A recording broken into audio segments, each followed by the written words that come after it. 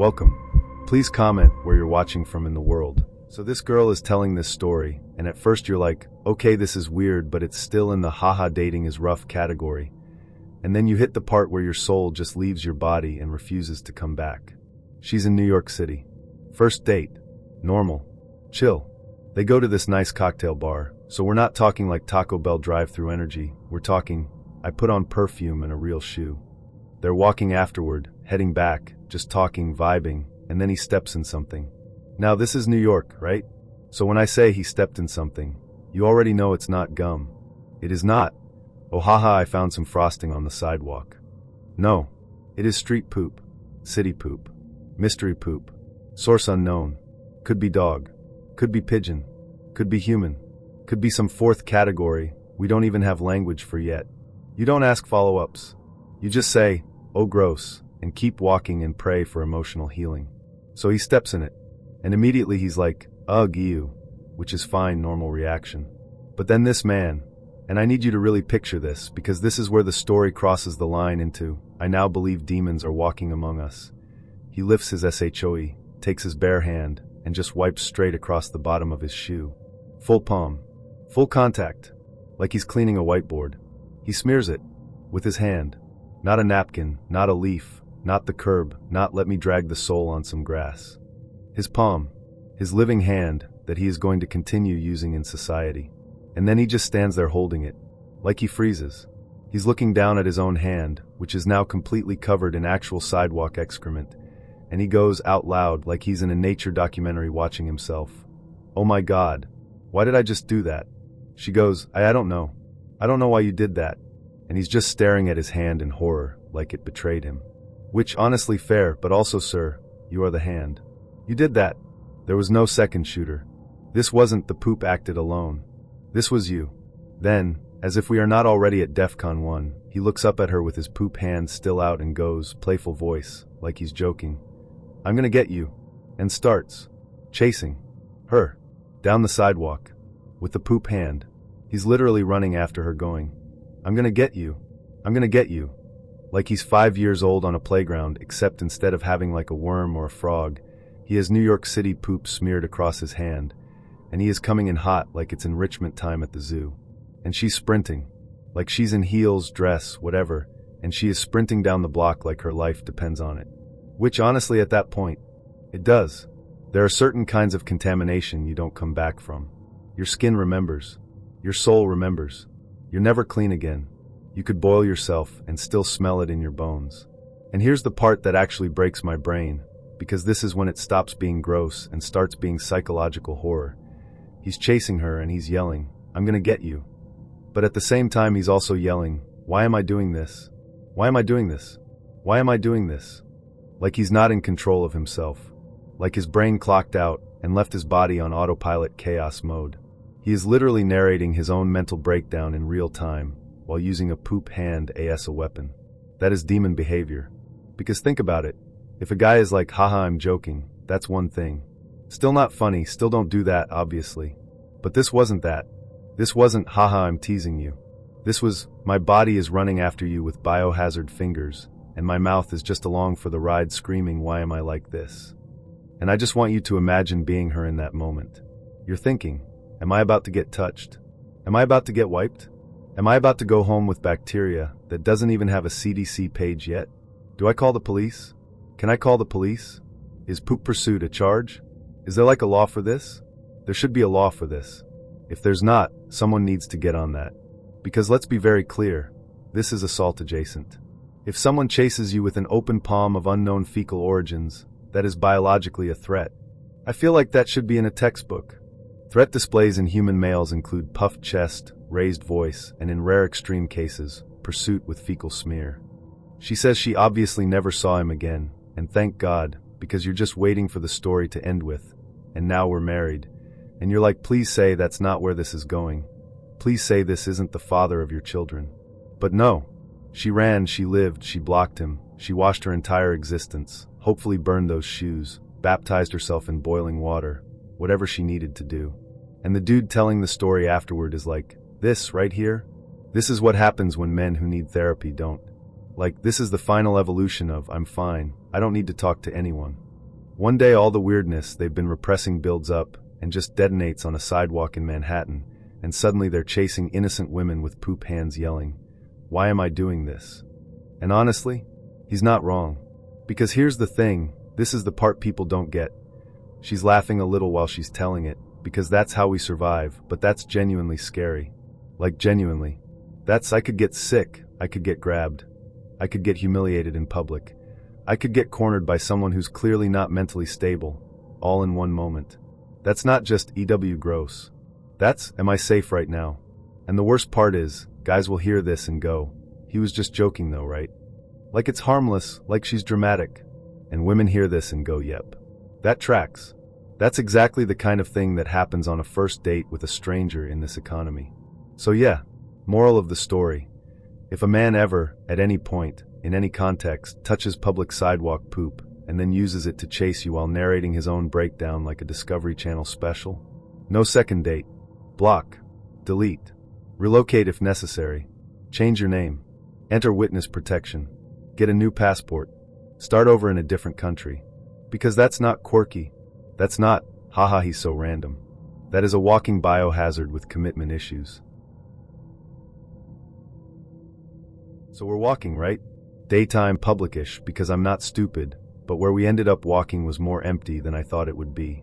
It's one of those nature reserves that on Instagram looks wholesome and mental health walk sparkles, but in real life it's like 3 joggers, a guy with a dog that looks like it eats drywall, and then miles of trees and silence and tall grass that definitely has bodies in it already. So we're walking and it's going okay. Small talk. And then out of absolutely nowhere this man looks around, does like a little dramatic arm sweep at the trees like he's in a documentary and goes, "Wow, it's crazy. I could just kill you right here and no one would even know." Excuse me? No transition. No joke setup. No haha true crime, am I right? Just full volume. I could murder you and no one would find you. On a first date. In a secluded area. With me. And then he keeps walking. Like he expects me to just nod and go, "LOL totally babe." And I'm like, huh, because that's all my brain can load right now. Huh. And he laughs like this low little heh. And he goes, "No, I'm just saying. Look how empty it is. I could bash your head in with a rock and drag you into the bushes, and nobody would ever know. It'd be so easy." He says it like a weather observation. It might rain later. I could absolutely end your bloodline right now. Same tone. And I'm walking next to him, but now I'm not next to him. I'm 2 inches behind him, because suddenly I don't want him behind me. I want him in front, where I can see his hands. You think you're going on a cute walk, but now you're doing tactical spacing like your Secret Service for yourself. And he's still talking. Because he's not done. He goes, "It's funny, right? Like, it'd be so easy. People don't even realize. It'd be so easy. I could literally just..." And he mimes it. This man, with his whole chest, lifts his arm and air swings like he's bringing down an invisible rock on my skull. And I laugh. I actually laugh. You know that laugh you do when you are not okay? That high, tight, haha OMG you're so funny, laugh women learn in primary school as self-defense. That one. I do that laugh. Survival laugh. Haha, you're not actually planning my death right now, right? Haha, right? Haha, please say right. And he goes, "No, it's just like, imagine I smash your head in, toss you in those reeds over there. Boom. Done. No one finds you till next spring." Next. Spring. Sir. What do you mean next spring? Who talks like that unless they've actually stood in this exact spot and planned this exact scenario in detail, on a previous day, maybe multiple times, possibly with different girls? Like, are you giving me a tour of your fantasy crime scene right now? Are we doing a guided audio narration of my potential cold case? He's walking and talking like a podcast. Welcome back to How I'd Do It. I'm your host, Red Flag McShoulderveins. Now, there's a guy narrating this whole thing later, right, reacting to this story, and he's like, "Listen, men, you do not ever need to point out to a woman that you physically could kill her. We know. That thought has already visited us. It's already gotten comfortable. It's been renting a furnished room in our minds since we were like 12. You're not introducing new information. You're just confirming you've thought about it too. But this dude doesn't get that. He keeps justifying it like, no, it's just funny to think about. This place is so quiet. Like nobody's around. You could scream and no one would hear you. He literally says those words. You could scream and no one would hear you. And I'm like, haha, wow, yeah, it's super quiet actually, haha, crazy, haha, smiley face. While my nervous system is pulling the fire alarm, cutting the wires, and exiting out the back. At this point, I'm doing math in my head. This is the math women do in these moments. If he lunges, can I run in these shoes? There's mud, I will slip. Where's my phone? How fast can I get 911 open? If I bolt toward the car park, is it uphill or downhill? Are there other people in sight? Did that guy with the dog go left or right? Can I hit him first? How heavy is that branch? Could I break his knee and make it out? Could I survive this if I had to? It's like a little pop quiz the patriarchy gives you every time you leave your house. And he is just out here having the time of his life, inventing new reasons I should never trust a man again. So I try steering it off the topic of me as a corpse, right? I go, haha, yeah, anyway, what do you do for work? And he says, security. Security. Like actually, that's what he says. I work in security. Great. Fantastic. So you have experience carrying people and hiding things. Love that for me. Love that journey. My spine is liquid now. So I push again, like okay, maybe if I make him talk about himself, he'll stop talking about ending me. So I'm like, oh wow, you like it? And he goes, yeah, it teaches you how to read people, like who's weak, who's not gonna fight back. Sir. At this point I'm not even scared, I'm just offended. Who's weak? I will bite your cheek off. I will go full feral raccoon. Do not try me. And the wild part is, you can tell he thinks he's impressing me. He's doing this slightly smug. You're probably a little intimidated by how dangerous I am, huff face. Like he thinks I'm going to be all breathy and starstruck, like, oh my god, you're so scary. I feel so protected. No. I feel endangered. There is a difference. You are the threat. That's like lighting my house on fire, and then asking if I feel safe with you around because you know fire. And here's the thing. He keeps insisting it's just a joke. Every time I go quiet for 2 seconds, he panics a little and goes, no, I'm kidding, obviously. I'd never actually do that. I'm not crazy. And then, without a pause, immediately he goes, I mean, unless someone pushed me. Like, if somebody messed with me, then yeah, I could. For sure. I could get away with it. Like, they'd never catch me. I swear to you I am not exaggerating. He is literally arguing his own hypothetical defense in court in front of me while we're standing in some trees. He's building his alibi out loud. He's like, I watch those true crime shows, they barely catch half of them anyway. And I'm like, nope. Mem. In fact, actually, studies show 100% of murderers get caught instantly, like actually before they even do it. They're pre-caught. They're negatively caught. You're already in prison. We're talking on prison Wi-Fi right now. Please don't kill me. So now I have a decision to make. Do I shut this down and risk making him mad? Or do I keep doing nervous giggle girlfriend simulator until we get near a witness? Because this is the part men don't get. Sometimes you're not being nice to be nice. You're being nice because you are actively managing the temperature in the room so you don't get hurt. You're doing hostage negotiation with a dude who thinks he's cute. We finally start heading back toward the parking lot and I'm like, oh wow, I'm actually really tired. I think I'm gonna head out, big day tomorrow, haha. And he's like, already? I thought we were vibing. Vibing. That's the word he uses. Vibing. As in vibe check. I could hide your body in that ditch. And then, this part kills me. When we get to the cars, he actually goes in for a hug. A hug. Like he didn't just give me an itemized list of how I'd be found by a dog walker in April. So this man messages me just straight in like, I like your face, let's get some food. That's the opener. Not hi. Not what's your name again, just I like your face. Like I'm a meal prep container. And I'm sitting there like, bold. But okay, whatever, I'm bored, I'm hungry, and sometimes you gamble.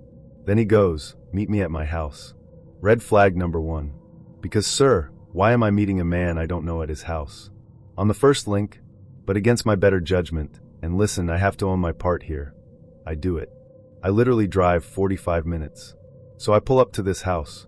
He's already outside waiting. I'm sorry? He's like, yeah, can you drive us? I lost my keys.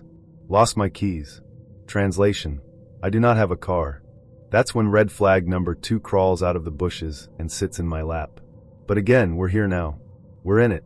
I already drove 45 minutes. At that point your brain is like, well, I've invested this much time, maybe it'll get better. Which, by the way, is how every horror movie starts. So we get an MY car and he's giving me directions and I'm thinking, okay, Maybe we're going to some cute spot, something chill. And where do we pull up? Taco Bell. Like the most Taco Bell that ever Taco Belled. Neon, drive-through line wrapped around, teenage employees in survival mode, whole thing. And I'm just like, okay, we're doing this. It's not dinner, it's tacos, that's fine. It's not date, it's fuel, sure. At this point my expectations are already on the floor doing push-ups. I can go with it. We pull up to the speaker, and before I can even process what's happening, before I can get a single word out, this man leans across my body, across me, over me like I am his seatbelt, and he goes into the little speaker like he's about to negotiate a hostage release and says, "I would like 100 hard-shell tacos, thank you." Not hello. Not can I get 2 combos. Not what do you want, babe. No, 100 hard-shell tacos. Like he's placing a wholesale order. Like he's restocking a food truck. Like he's feeding a minor league baseball team in 1997. And I'm frozen. My soul left my body and was hovering above the car like, "Girl, what are we doing here?" And the girl on the speaker is like, "I'm sorry," and he repeats it. "Yeah, 100 hard-shell tacos. Thanks." Like he does this all the time. Like this is his regular Tuesday. Now here's the part where you think surely, this was a joke. Surely he's going to laugh and be like, "Nah, I'm playing, sorry. We'll take like 4 tacos and a Baja Blast." No, this is not a drill. He is dead serious. He's nodding to himself like, yeah, that's about right. Like he did the math on his calorie needs and concluded this was the efficient move. We pull up to the window. The total pops up. And then he does that thing. You know the thing. The wallet pat. The fake wallet pat. The "oh no did I wow crazy, where's my that's so weird" routine. He's doing the big performance. He's like patting his pants, patting his shirt, patting his hair like maybe his MasterCard is tucked behind his left ear or something. And I'm just sitting there watching him like, Sir, be serious. Be for real for once in your life." And he goes all innocent. "Oh, I forgot my wallet." "Forgot your wallet." So, let's pause. In summary, I drive 45 minutes to his house. He lost his keys, so now I'm driving. He orders 100 tacos with my window. And then he forgets his wallet. By this point the universe is literally screaming at me in surround sound. But I do it. I swipe my card. I pay. I am in too deep.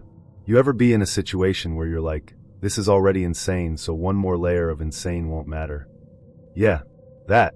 And let's not glide past the cost. Do you understand how much 100 tacos is? We are not talking, oh haha cute $12. We are talking trays. Industrial trays.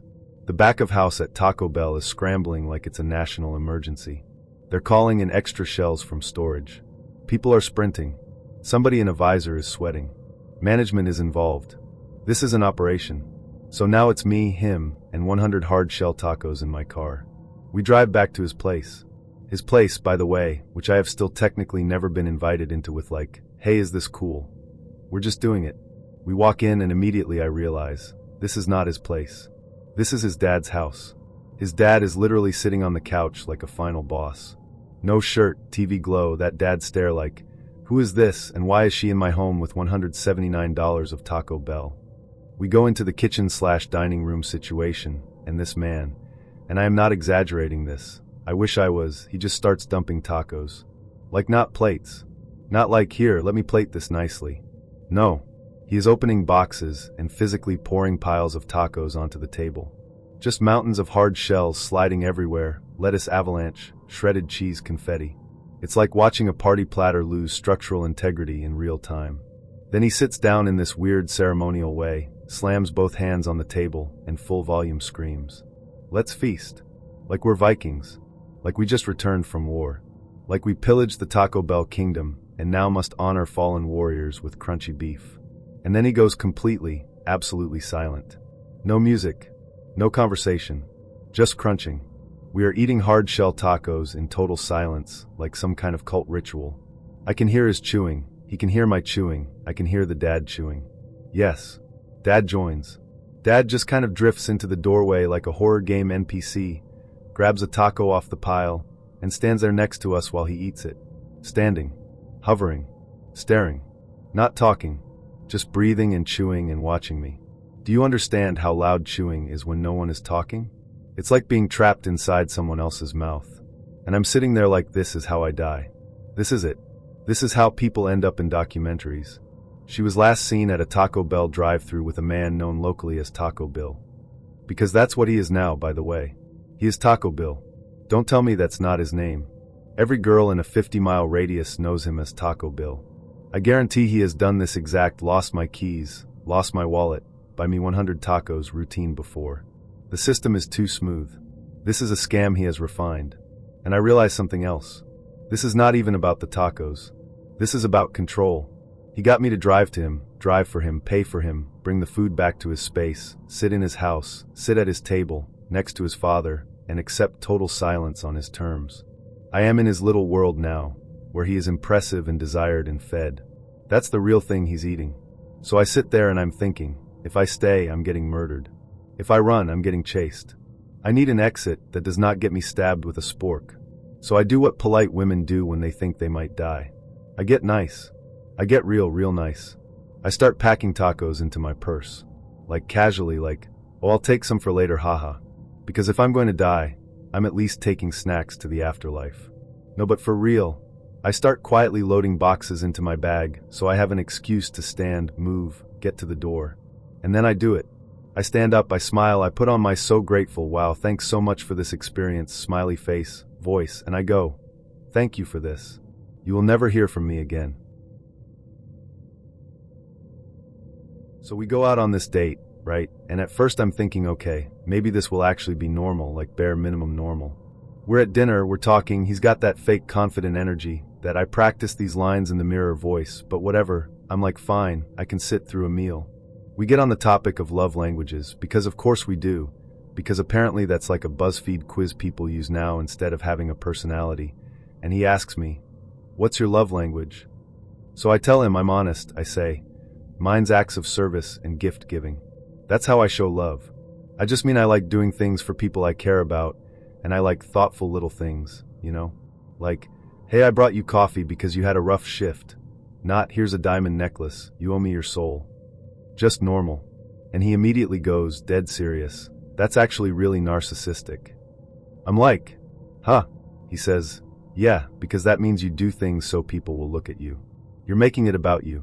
That's manipulative. Sir. What? First 10 minutes of the date, and he's already negging my literal capacity for generosity. Like I told you I like to help people, and you called me a narcissist. Imagine if I'd said physical touch. He'd be like, oh, so you're emotionally weak. Okay, diagnosis, Dr. TikTok. Meanwhile, when I ask him his love language, he's like words of affirmation. Which cool, but then he says it like this. My love language is words of affirmation. I like being told I'm amazing. I'm very high value. So he just told me, I respond best when you praise me constantly, and then in the same breath called me narcissistic because I buy people soup when they're sick. Make it make sense. And then it gets better. A couple times throughout the night, not once, not joking, like multiple times, he looks at me across the table, like full eye contact, leans in and says, you're so lucky to be out with a guy like me. Like, out loud, with his mouth. I'm so attractive. I'm like really good looking. You're honestly so average, and I'm like, and then he does this little self-satisfied shrug, like he's being humbled by informing me of my own statistical position. He goes, I wish I could be you right now so I could look at me instead of looking at you. I'm sitting there like, wow. Wow. We're doing this in public. In 4K. On a first date. No warm-up. And every time he says you're average, he says it like he's gifting me that information. Like I should thank him for the performance review. Like, hey babe, just letting you know you're a mid-tier product. Anyway, want a split dessert? And listen, if somebody ever tells me you're so average, here's what I'm saying back. Oh yeah? Well, you're so mean. Since we're throwing around data, here's mine. You're emotionally feral. You evolutionary throwback. Go back in the sea. It keeps going. Anytime I'm like, please don't touch me, he tries to touch me again. He keeps reaching for my hand, keeps doing that fake casual waist touch when we're walking, like he's entitled to contact already. And I'm very clear, I'm like, don't. I just met you. I'm not into that. And he does that offended laugh guys do, like I'm being rude for not letting a stranger put his hands wherever. So now we've established that his love languages are physical touch and being a giant walking red flag. We're still talking, and he brings up this book, The 48 Laws of Power. And now he's excited, because he thinks this is his intellectual moment. He's like, I study psychology, like I study manipulation. Which, first of all, EW, and second of all, you read one book at the airport and now you're a warlord. Relax, Emperor. He goes, it basically teaches you how to control people. Like if you buy people gifts, they feel indebted, and then you can influence their behavior. Gifts make women compliant. He's explaining this to me like a TED talk nobody asked for. And I just look at him and I'm like, is that why you brought the roses? Because yeah, he showed up holding roses like he was being romantic. But now he's literally telling me that his plan was deploy flower asset, gain control of target. Like I'm a small nation he's trying to destabilize. Meanwhile, he is absolutely serious. He nods like he expects me to go, oh, strategic, daddy, wow, infiltrate me. Also, manipulation doesn't work if you announce it to the person you're trying to manipulate. Welcome to law number 12, gaslighting. I'm about to pretend I didn't call you average. Sir, you said it 9 times and breathed on my breadstick while you said it. I promise I remember. Then, we finished dinner. The sun is still out. People are walking dogs and pushing strollers. The world is normal. We're on the sidewalk, and he does this move like he's going to hold my hand again. I pull away. He slides his hand instead to my stomach. My stomach. Like low too. Not like, haha, poke your tummy. Like he is already acting like that's his property. And he leans in, and he says, can you imagine this? We're married. You're carrying our child. Our child. And then he kneels down. In the middle of the street. Broad daylight. Crowd of people. He bends down and kisses my stomach. Like I am currently pregnant with his future heir. First date. No, wait, let me emphasize this, because it did not happen in a dream, it happened in this universe. This man, after insulting me for an hour, after calling me average, after telling me he's basically a god, decided to kiss the imaginary fetus he thinks he has already put inside me, with his mouth, in public, while making eye contact with my abdomen. I am frozen. I am not charmed. I am not awe. I am in fight or flight with a smile on. Because women are trained to be polite even while our souls are leaving our bodies. Because what am I supposed to do? Scream? Kick him in the jaw? Burst into flames? I want to. Oh, I want to. And he looks up at me all dreamy, like he just did something tender. Like we're in a movie montage, and this is the part where romantic piano plays, and we cut to our wedding photos and a baby shower. Like he thinks this is chapter 3 of our love story, not evidence exhibit for the restraining order. I literally went home and blocked him on everything. Like, immediately. Block. Block. Block. Delete. Gone. Vanished. Witness protection. Because here's the scariest part. He genuinely believed this was smooth. He wasn't embarrassed. He wasn't like, haha, I'm being weird. No. He was sure. He was operating at full husband fantasy like he'd already skipped 15 steps of consent, intimacy, respect, basic human decency, everything. In his head, we're not on a first date. In his head, we already live together, share a mortgage, and I'm incubating his legacy like some kind of rental unit. And bonus? He straight up told me earlier that he's a perfect 10 and I'm a 5, so obviously, our baby would come out a 7.5. He literally did math on an imaginary child he thinks he put in my imaginary womb. Sir, the only thing you're fathering is delusion. Anyway, that's when the date ended. That exact sidewalk moment right there? That was my uterus filing a police report. So, context, this is not a first date. This is date 2, which is important. Because date 2 is the okay, I guess I like you enough to see you again in public stage. It's not we're serious. It's not we've seen each other naked. It's you seem normal enough to spend more than an hour with. That's where we are. He says first date was fine. Normal enough. So second date plan. Go to the Lincoln Park Zoo in Chicago, walk around, hang out, then maybe get food. Maybe hit some little shops in Old Town. Cute. That is a cute second date. That is a rom-com second date. That's we're silly, we're wholesome, we're near otters. They get there. They park. They walk the zoo. They're doing the slow stroll, window shopping the animals. A little arm brushing. A little, oh my god, look at that one. The weather is cloudy but not horrific. Just that Midwest gray that feels like the sky hasn't had coffee yet. They're vibing. They're having that easy talk where nothing's too deep, but nothing's awkward either. So far, so good. Then the rain starts. And I don't mean drizzle.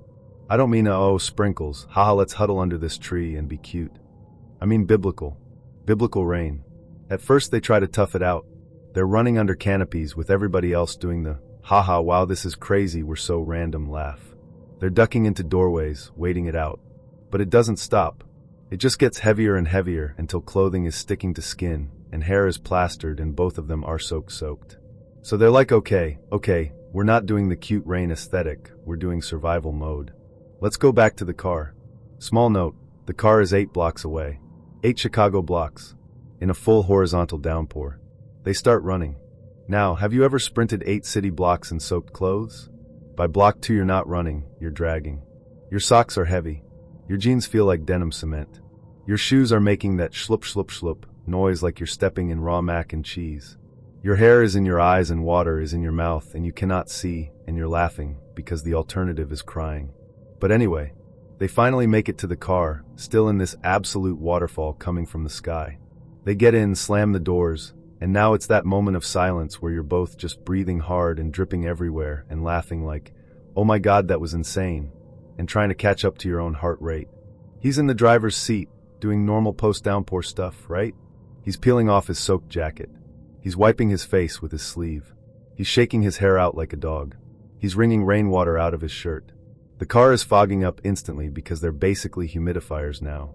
He turns to check on her. She is completely naked. Like, not shirt off, sports bra on. Not took her jeans off because they were heavy. No. She is, in his words, naked as a jaybird. Fully nude. Passenger seat. Windows all around. Middle of the day. He's like, whoa, WHOA, because this is not the timeline he thought we were in. He thought we were in, haha we got wet timeline. She is in, I am now comfortable being bare in your car next to an active public sidewalk, and also a police force that definitely exists timeline. He's like, oh, I didn't know you were like changing, trying to be respectful, trying not to be a creep, trying not to stare while also not crashing the car they're not even moving yet in. And she's like super chill about it.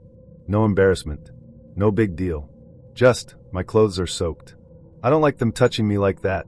I'll just sit like this. I'll just sit like this. Like that is the most normal sentence in the world. Like being fully unclothed in a car with a man you've met twice is the same as, I'll roll down the window a little. And then, because the universe wanted him to experience maximum blood pressure, she puts her foot up on the dash.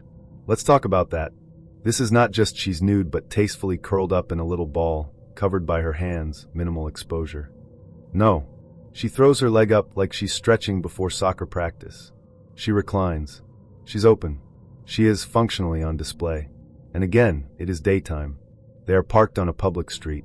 People are walking by. Cars are driving by. Rain or not, there is visibility. This is not some secret underground bunker where no one can see. This is Chicago. So he's immediately in fight or flight, but not even like sexy panic, more like legal panic. He's thinking, if a cop rolls past right now, and all he sees is me in the driver's seat, and a very clearly naked woman in the passenger seat with her leg hiked up, what story does that look like? Because I need you to understand, once you're a grown man, the fear is not, OMG she's naked. The fear is, I am about to explain this situation to law enforcement and my mother. Like think about that call. Hey mom, yeah, I need bail because I went to look at giraffes and now I've been charged with public indecency and contributing to whatever that law is called where you're not allowed to just have active nudity in traffic. So he's like, hey, can you maybe like not do that with your foot? Because people can see. And she just goes totally casual. I don't care. It's just a body. It's fine. Which, yes, body positivity, empowerment, love that for her, etc. But also there's empowerment, and then there's my guy is about to catch a whole case because you are raw in a Toyota. He's like, no, I get it, totally, bodies are normal, but like the police are also normal, and I just don't. I don't want to get pulled over for this. I don't want to get put on some list, you know? Because imagine the registry form for that. Reason, took girl to the zoo. So at this point, he's like, I have to solve this now. I cannot drive around like this. I cannot pull off and get gas like this. I cannot get stopped at a red light like this. I cannot exist like this for more than 90 seconds. So he thinks fast. He's like, okay, just stay here, don't like just here, sit low, please, for the love of God, sit low. And he darts out into the rain again. Now picture this man sprinting into an Old Navy like his life depends on it. Absolutely soaked, hair dripping, shirt stuck to him, borderline hyperventilating, and going through clearance leggings and oversized tees at lightning speed like he's on supermarket sweep. Grabbing sweatpants, grabbing a hoodie, not even checking sizes, just medium, large, whatever, fabric is fabric, we're covering skin, that's the mission. He buys her clothes. He runs back to the car. He's like, here, please just put these on, please. And to her credit, she does.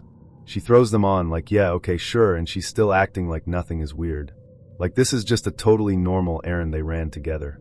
Like, ah, that was sweet, you bought me pants, lol. Meanwhile, he's in the driver's seat, seeing his entire future flash. Courtroom. Mugshot. Boss finding out. Group chat roasting him forever. His name becoming a cautionary meme. All because it rained. They drive home, and at that point the vibe is just done. It's not, wow, we survived something wild, and now we're so bonded. It's, I just did crisis management for a nude person I barely know, and I don't think I'm emotionally equipped for that at this stage of my life.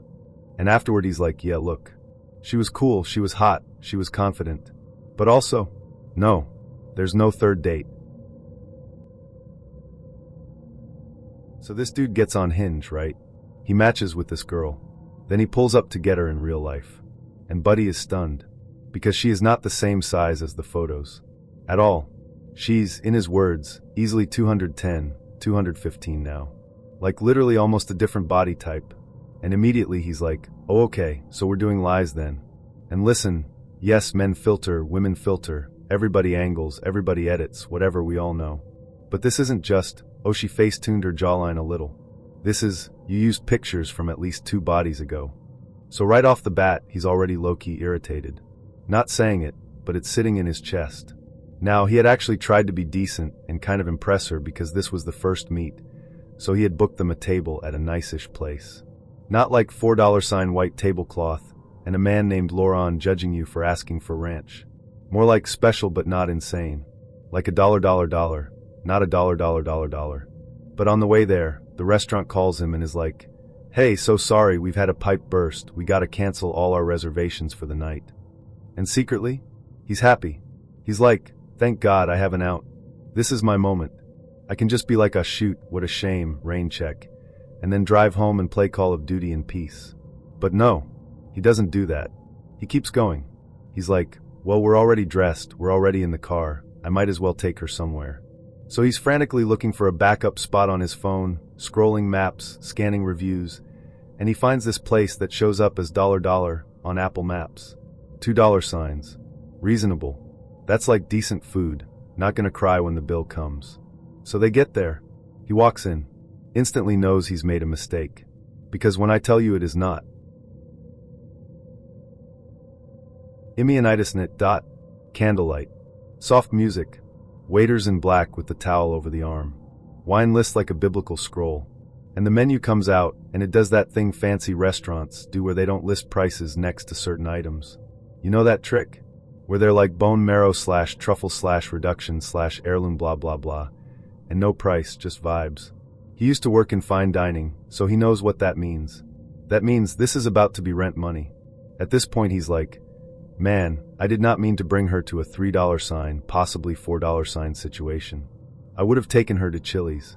I would have taken her to a 2 for $25 and a lava cake type of establishment. I don't even know this woman. But they're already seated. They've got water. The server is already like still or sparkling, flat or bubbly, which we all know is code for, would you like to accidentally add $14 to your bill before we've even said hello? And then she orders. My God, she orders. Not, let's share an appetizer. Not, okay, I'll start with this. No. This girl goes predator mode on the menu like she's drafting an army. She orders 4 appetizers. By herself. Without asking him, do you want to split? Without even looking at him. Just, I'll take the crab whatever, the scallops, the burrata, that wagyu starter. Yeah, that one too. He's sitting there like, okay. Big appetite. That's bold. That's okay. Maybe she hasn't eaten today. And then she orders 3 entrees. Again. For herself. Not, we'll share. Not, why don't we each get one and taste both? 3. And then she orders 2 desserts. They haven't even gotten bread yet. He said, and this is his quote, basically, what she ordered was like food for 5 people at a table. Minimum. Like this wasn't date night. This was Thanksgiving. And she's not blushing, she's not shy, she's not self-conscious. She's proud. She literally looks at him and goes, "I just want to let you know food is my main hobby." Food is my main hobby. Not, I love to cook. Not, I'm a foodie, I like trying new places. No, my hobby is eating. Like, actively consuming massive quantities of restaurant food is her personality. She's announcing it like it's quilting. He's already in shock, and then she goes super casual. "I should tell you something else about me. I'm really toxic." He laughs like, "Haha, yeah, we all got a little toxic in us." Thinking she means like, "I get clingy sometimes," or "I'll overthink your text and spiral." Cute toxic. Instagram toxic. She's like, "No.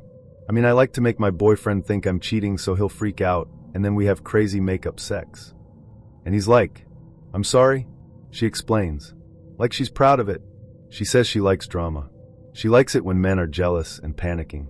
So she will purposely text them, "I can't see you tonight," and then at 1:30 in the morning, send herself a fake message from a fake guy that says something like, "I'm outside," or "I'm pulling up now," and make sure her boyfriend sees it. So he'll think she's hooking up with somebody else and lose his mind. She likes that feeling. The chaos. She literally says she wants emotional roller coasters on purpose, so the reunion is more intense. This is not whispered. This is not, "I've done it once and regret it." This is announced. At dinner. With a smile. He's in the booth like, "That's not quirky. That's not, haha, I'm a little crazy. That's a felony of the heart." But we're not done. We are absolutely not done. Because then she's like, "That's nothing. When I get mad, I ruin people's lives. And if you are a sane person, that would be where you stop talking. That is where you say, 'Haha, anyway, how's work?' and you pivot." She does not pivot. She leans in. She goes, "Like this one time, this guy cheated on me. He was a middle school teacher. So I made a fake profile pretending to be a young girl, like a student, and I sent all the messages between me and him to the principal and the school board and said he was talking to me inappropriately. Got him fired. Got him banned from teaching in the whole state." She says that, out loud, over candlelight, while they're waiting on scallops. Like that's adorable. Like that's just a funny fun fact about me face blowing a kiss. My man is sitting there in absolute silence, watching his entire bank account evaporate, while this woman describes fabricating evidence to end a person's entire career because she felt disrespected. He said that's when he literally started scanning the room for the waiter like, "Where is the check? I need to get out. I don't even care if my entree hasn't come yet. I don't care if dessert hasn't dropped. I don't even want to taste the creme brulee. I want freedom." Because at this point, this isn't a date. This is an exit interview before you die. You don't feel like you're talking to a person you might kiss later. You feel like you're trapped across from the villain monologue where she explains her whole backstory before she pushes the button that opens the shark tank. Now here's the part that really hurts. The check comes, and because this is a $, or maybe $, but definitely not $, place where she ordered half the menu like it was a sampler platter, it comes out to, and he swears this is true, around $1,700. $1,700. For a first date with a stranger who catfished her body size, bragged about manufacturing infidelity drama, and admitted on record that she has impersonated a minor to intentionally nuke a man's career out of spite. He pays. So this guy matches with this girl, and she hits him with the energy immediately. No slow build, no weeks of snapping, no fake, "Haha, what are you up to tonight?" It's like a Friday/Saturday night, he's already out with his friends, and she messages him straight up. "You want to stay over tonight?" That's the opener. Not, "Want to go get a drink?" Not, "You free sometime?" Not, "What are you doing later?" Just, "Come sleep here." And he's like, obviously, bet. Because he's a guy. He's like, "Yeah, sure." Which, let's pause, he does say later, in hindsight, when it's that easy that fast, something's off. He's like, "As I get older I realize, if it's that easy, something's weird. But in the moment, in real time, hormones are like, shoo, we'll do the thinking later." So she's like, "Cool, come meet me at this bar first. I'm here with my friends." So he and his boys pull up. It's loud, it's crowded. It's one of those bars where people are screaming on purpose and the floor is sticky. He meets her. Her friends are already like, "You're so cute together." And in his head he's like, "Okay, social proof. Nice, this could be fun." He gets next to her, and that's when the whole date just slams into a wall. Because when I tell you he smelled it, I mean he smelled it. And not like, oh, little bad breath, had onions, no big deal. He says it was the worst smell he has ever smelled in his entire life. Not the worst breath. The worst smell. Category smell. Top of the chart. Global ranking. Hall of Fame. He is standing next to her, and immediately his brain goes into emergency lockdown. Like eyes watering, stomach folding, skin trying to exit his body. And at first he doesn't totally believe it's her. He's like, maybe there's a sewer leak in here. Maybe there's something rotting under the bar mats. Maybe there's a dead raccoon in the ceiling vents. He's trying to give her the benefit of the doubt because she's cute and he's here and he said bet. And he would really like this to not be happening. But then her friends are like, kiss. Kiss. You guys look so cute, kiss. And she kind of leans in, and that smell hits him full blast. It is her. It is entirely her mouth. He says it's rancid. He said it wasn't morning breath. It wasn't coffee breath. It wasn't ate garlic. It was deep. It was structural. It was like something had died in her throat and signed a lease. And listen, her friends? Her friends are not helping. Her friends are like, oh, you guys are adorable, kiss her, which is honestly violence. Those are not friends. Or maybe those are friends who have told her 700 times and she didn't listen, and now they're like, fine, suffer, king.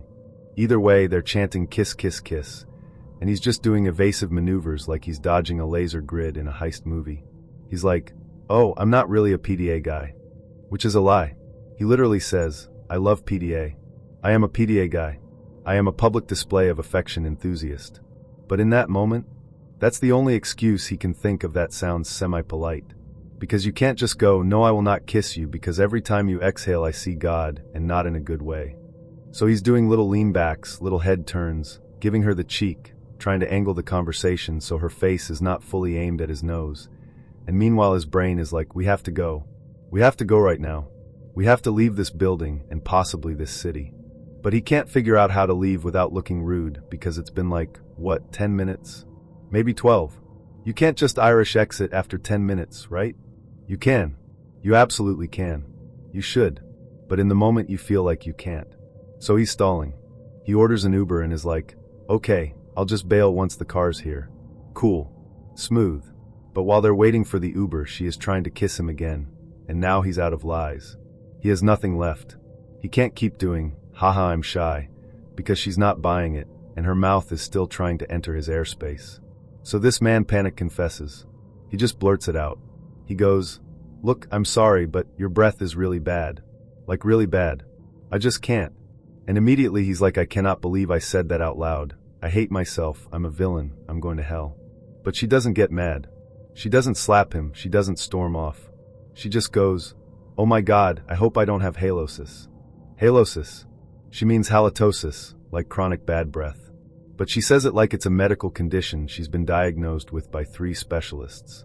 Yeah, I have halosis. Like she's going to file for disability. So now he's like, oh, you already knew. She's known.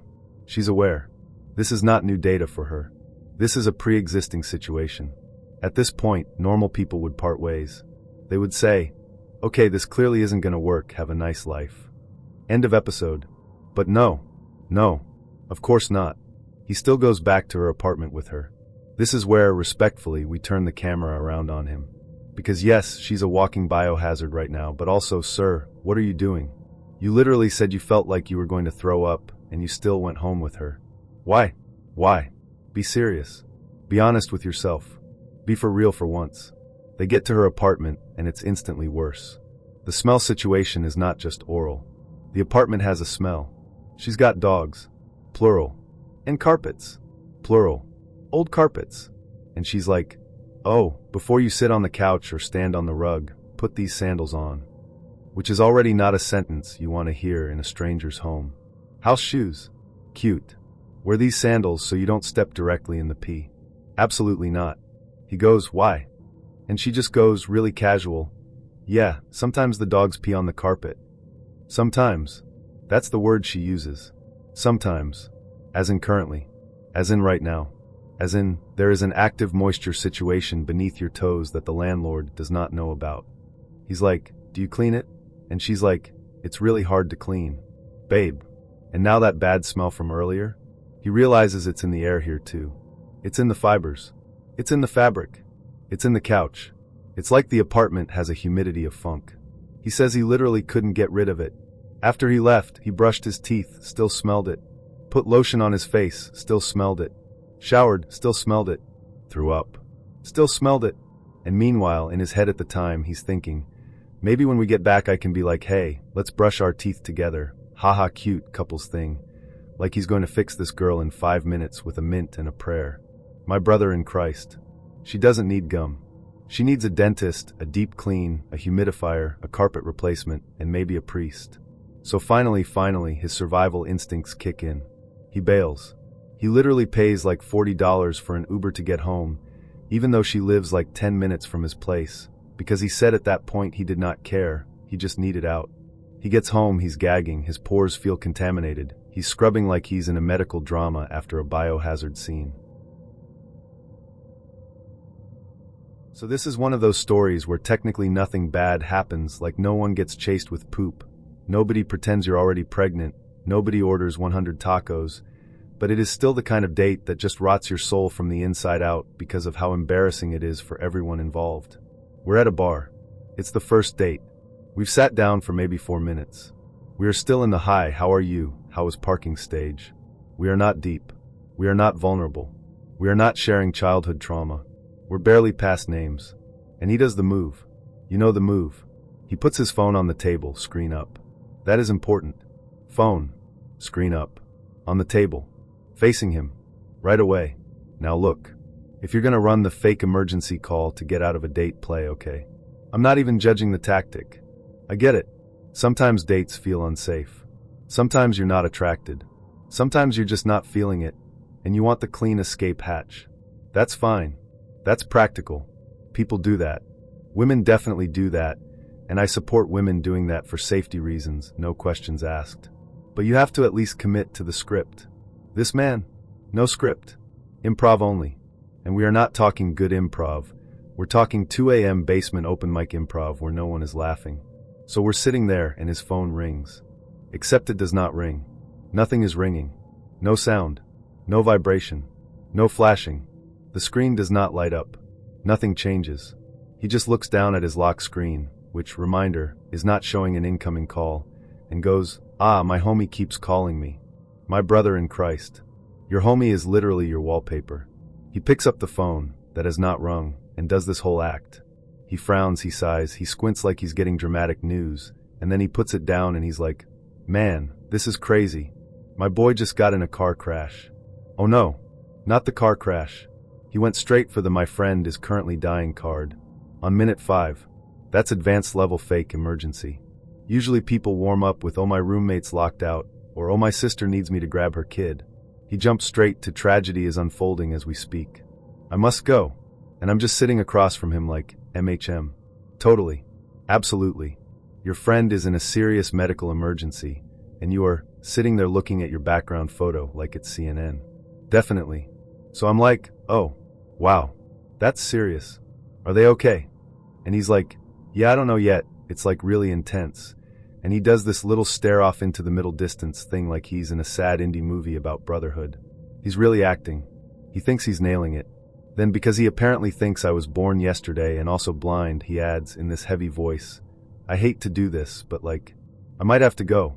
I just gotta go check on him. I don't want to leave, but... And look. At this point, if he had just ended the night there, I would have actually respected it. Respect the lie. Commit to the lie. Fine. Take your Oscar and exit stage left. I would have been like, go king, do what you must. And we both could have gone on with our lives. But men get greedy. He does not leave. He stays. He keeps sitting there. He keeps talking.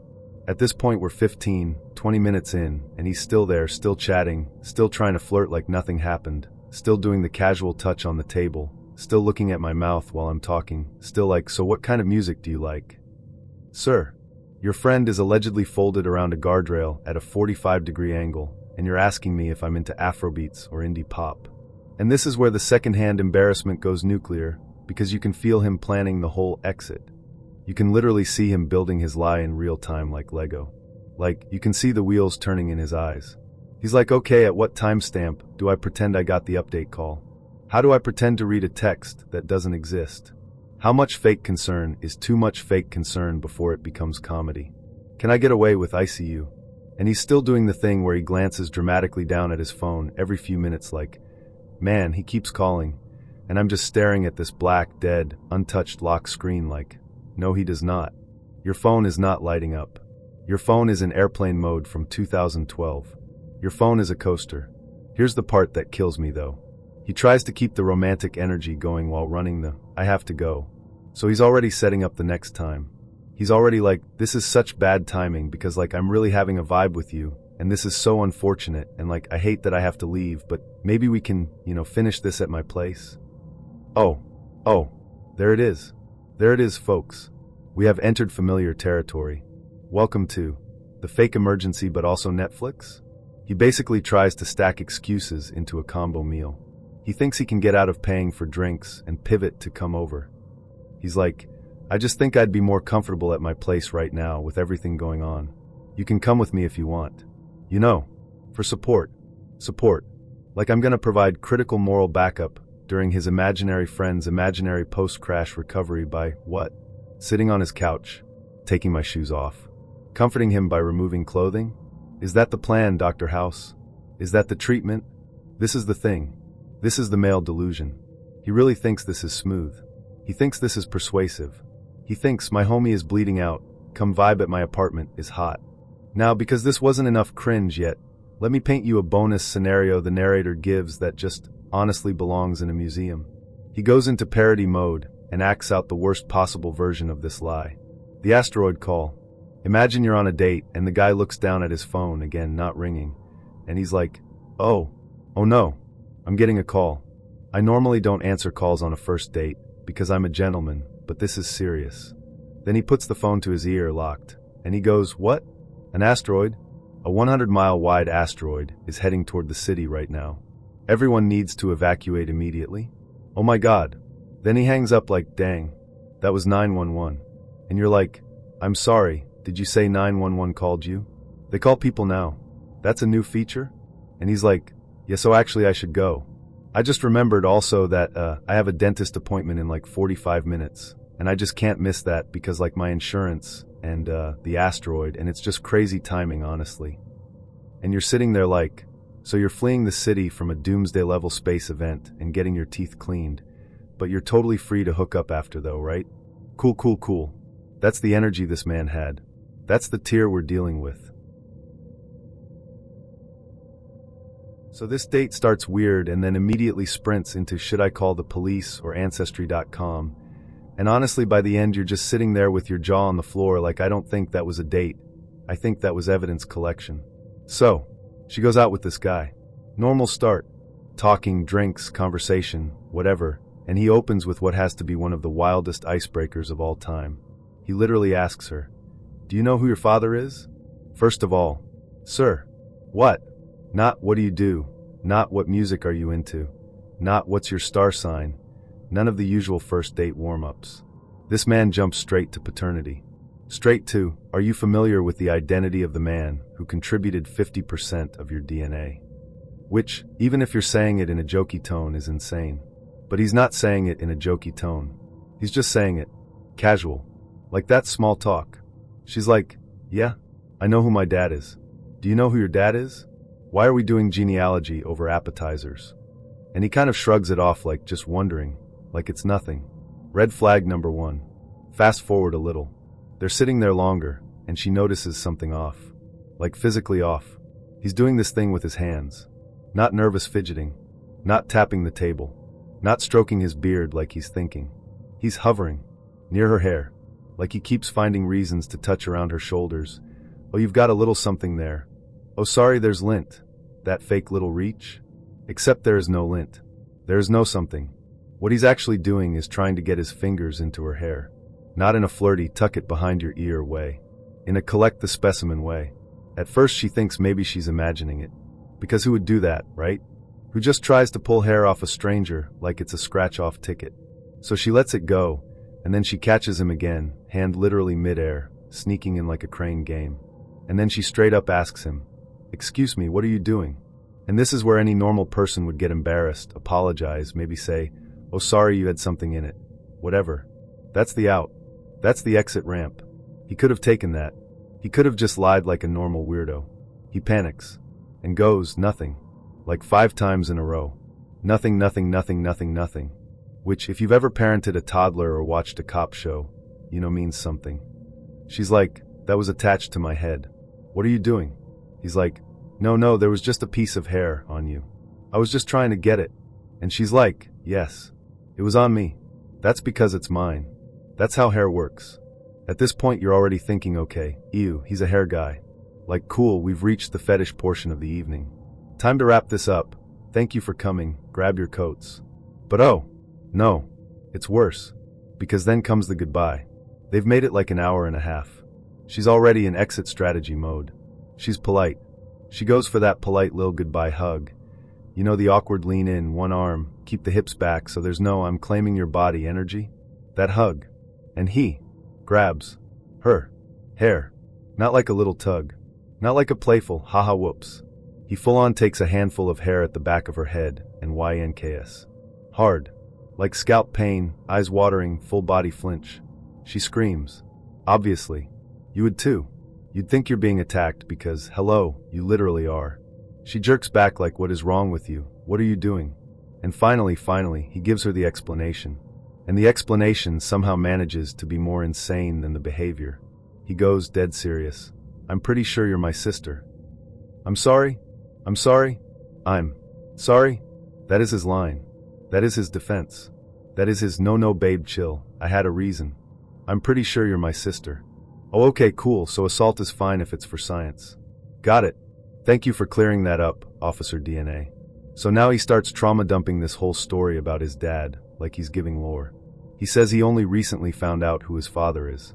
And apparently his father is busy. Like fertile. Like legacy of chaos level. He claims his dad has like 30 other kids. 30. 30. Which is already like, alright, good luck to that family WhatsApp. So this man on a date with you, has allegedly been matching with women he thinks look kind of like him, because he is trying to figure out which ones are actually his siblings. On dating apps. Let's pause. Let's all sit with that. Instead of, I don't know, doing a DNA test, messaging possible siblings like a normal human being. Hey, awkward question. Did your mom ever know a guy named ____ around this time? Instead of literally any direct method, he is taking women on dates, pretending to be interested, and then collecting samples. He's on Tinder like it's 23andMe Premium. He's stealing hair to run his own back alley ancestry lab. That's his plan. And he says it like it's noble. He says it like he's the hero in a sad indie film. Like, yeah, this is just something I've got to do right now, it's really heavy for me emotionally. Meanwhile, you've got a bald patch forming because Sherlock Incest Holmes over here decided to rip your roots out for evidence. And here's the part where the narrator steps in, because the narrator is all of us. And the narrator is like, I don't buy it. I don't buy the, I'm just trying to find my family angle. I think this is his cover story. This is his kink. The hair is the point. The sister thing is the excuse he uses when he gets caught yanking pieces off women's heads like a raccoon stealing shiny objects. Because let's be real. If you honestly thought there was even a non-zero chance this was your biological sister, why are you on a date with her? Why are you flirting with her? Why are you out here like, do you know who your father is winking face dot? Why did you try to kiss her earlier? Because, yeah, by the way, before the hair grab, he was giving all the normal this is a date signals. Sitting close. Getting handsy. Doing the lean in. The vibe was not, hey possible sibling, let's connect platonically and exchange medical history for future cardiology screenings. The vibe was I'd hit. So, sir, which is it? And also if he's really doing this with multiple women, right? If this is like his mission? Imagine the text afterward if it turns out yes, you are related.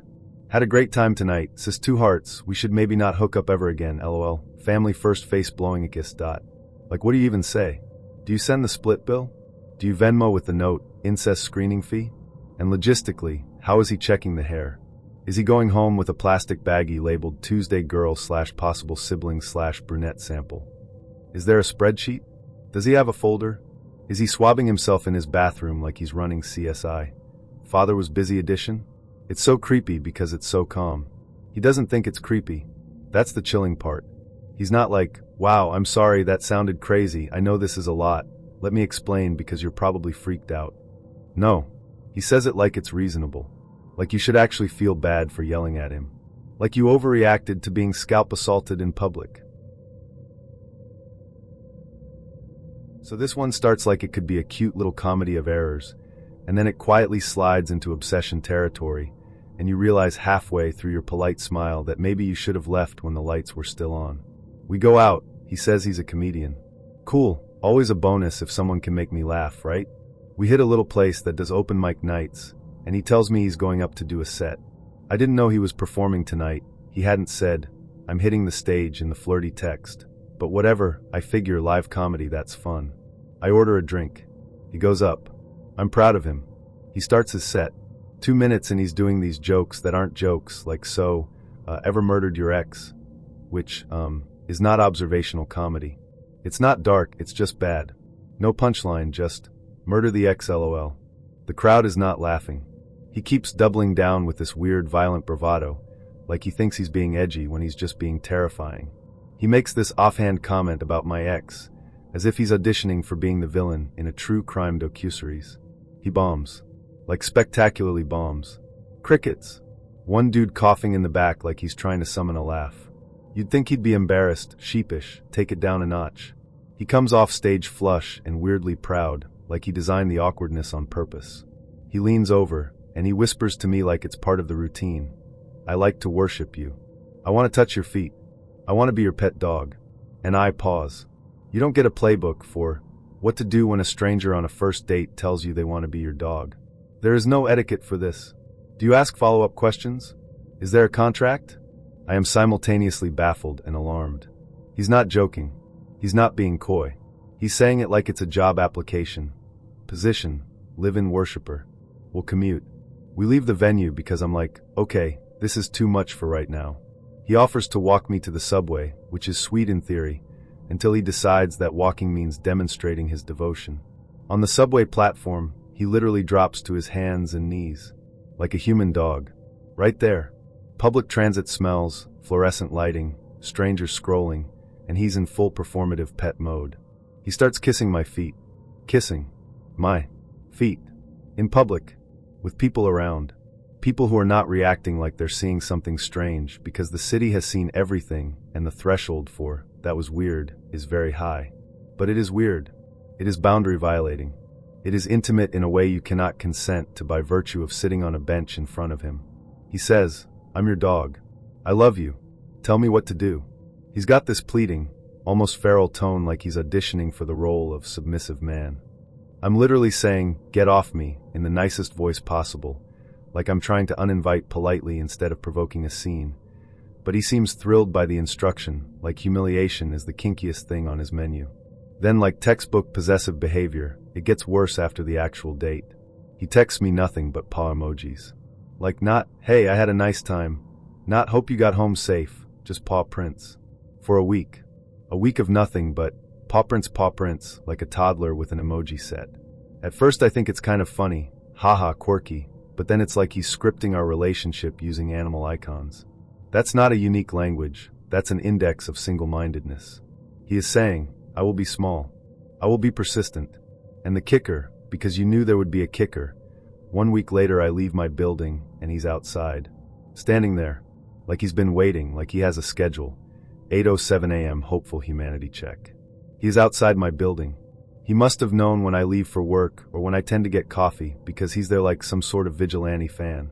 My first reaction is adrenaline. My second is, oh no. He says hi, like everything is normal. Like he's popped by to return a library book. Like he hasn't been going around dropping to his knees in public or texting me paw prints. I'm instantly on my phone and I audibly say, please don't do this. I'm not subtle. I'm not coy. I'm direct because boundaries have a volume level and I just turned mine up to 11. He says in that same puppy voice, did I do something wrong? Was I not a good boy? And the sheer self-congratulatory entitlement makes me want to block him on everything and possibly invent a new social media just to filter people like him out permanently. So I block him. I report him to the app. I tell a friend. I avoid the subway stop for a week. He never escalates to physically following me home, which I am grateful for, but the fact that he thought this was romantic in the first place. That's the part that messes me up. That he read some manual in his head where being performatively subservient equals being desired.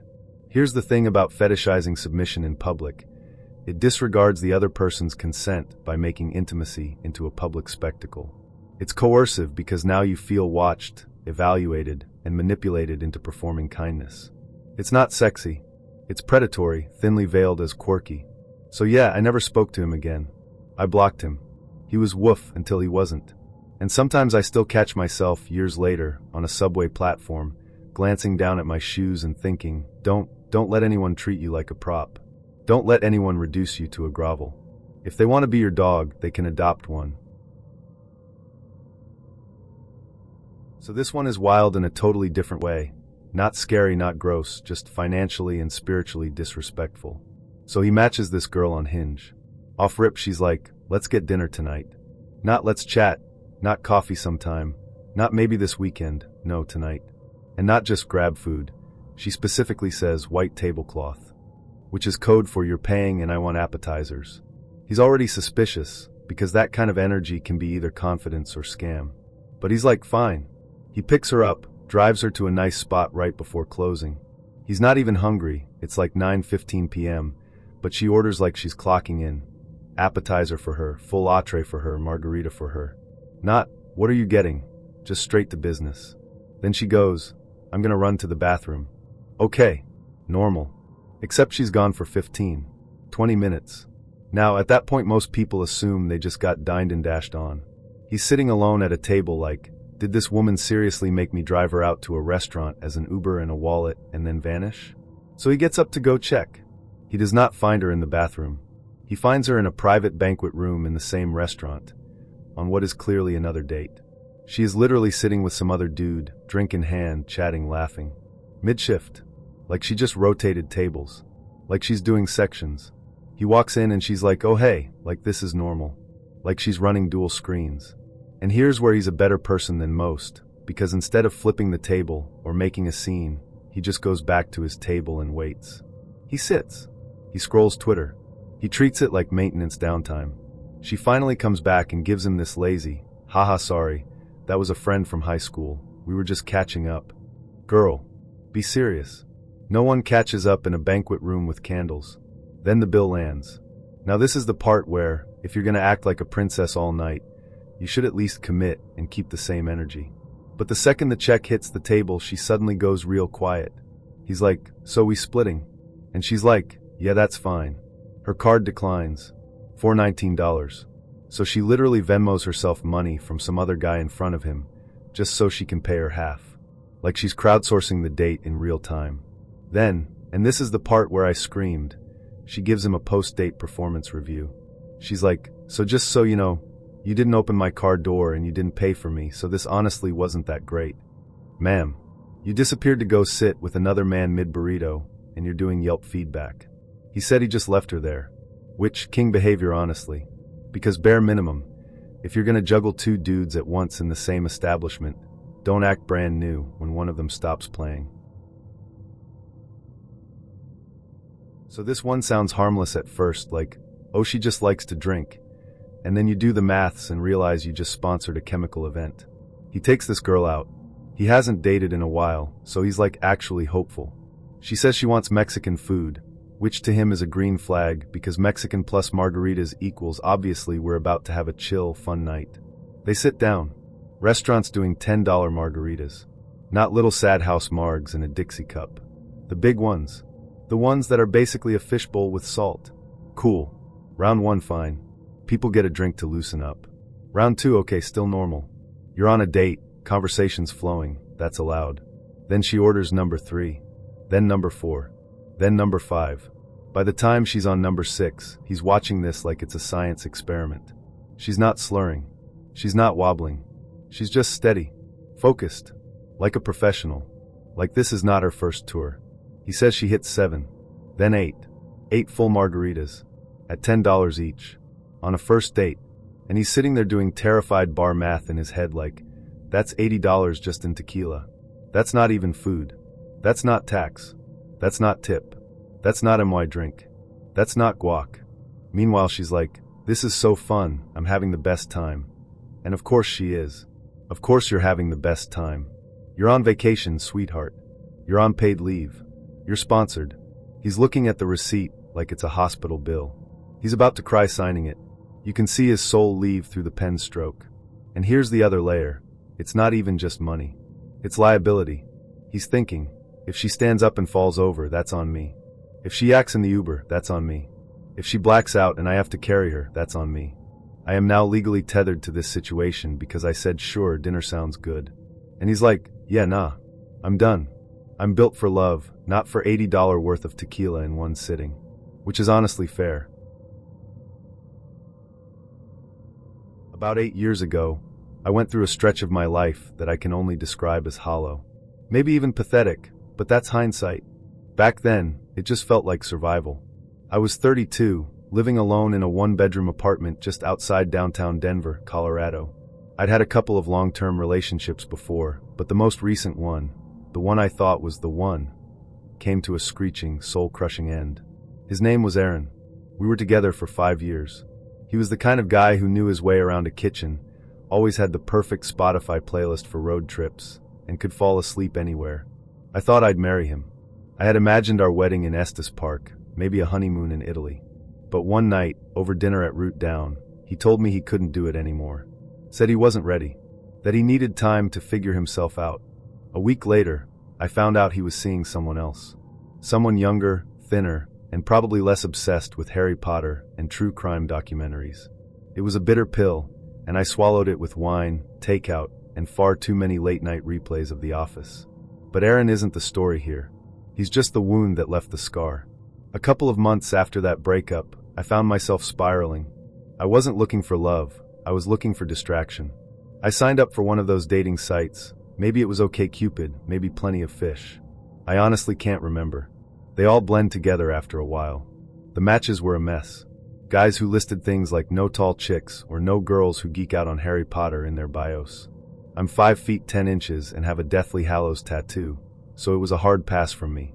After a few weeks of nothing, I stumbled across a profile that stopped me mid-scroll. His name was Yarek. He had long black hair, wore vintage pop culture shirts in all his pictures, and had this easy, crooked smile that didn't feel forced. He was taller than me, which was nice but not essential. What really struck me was how genuine his profile felt. He talked about music, animal shelters, and how he still missed playing in his old band. I liked his profile, and to my surprise, he liked me back.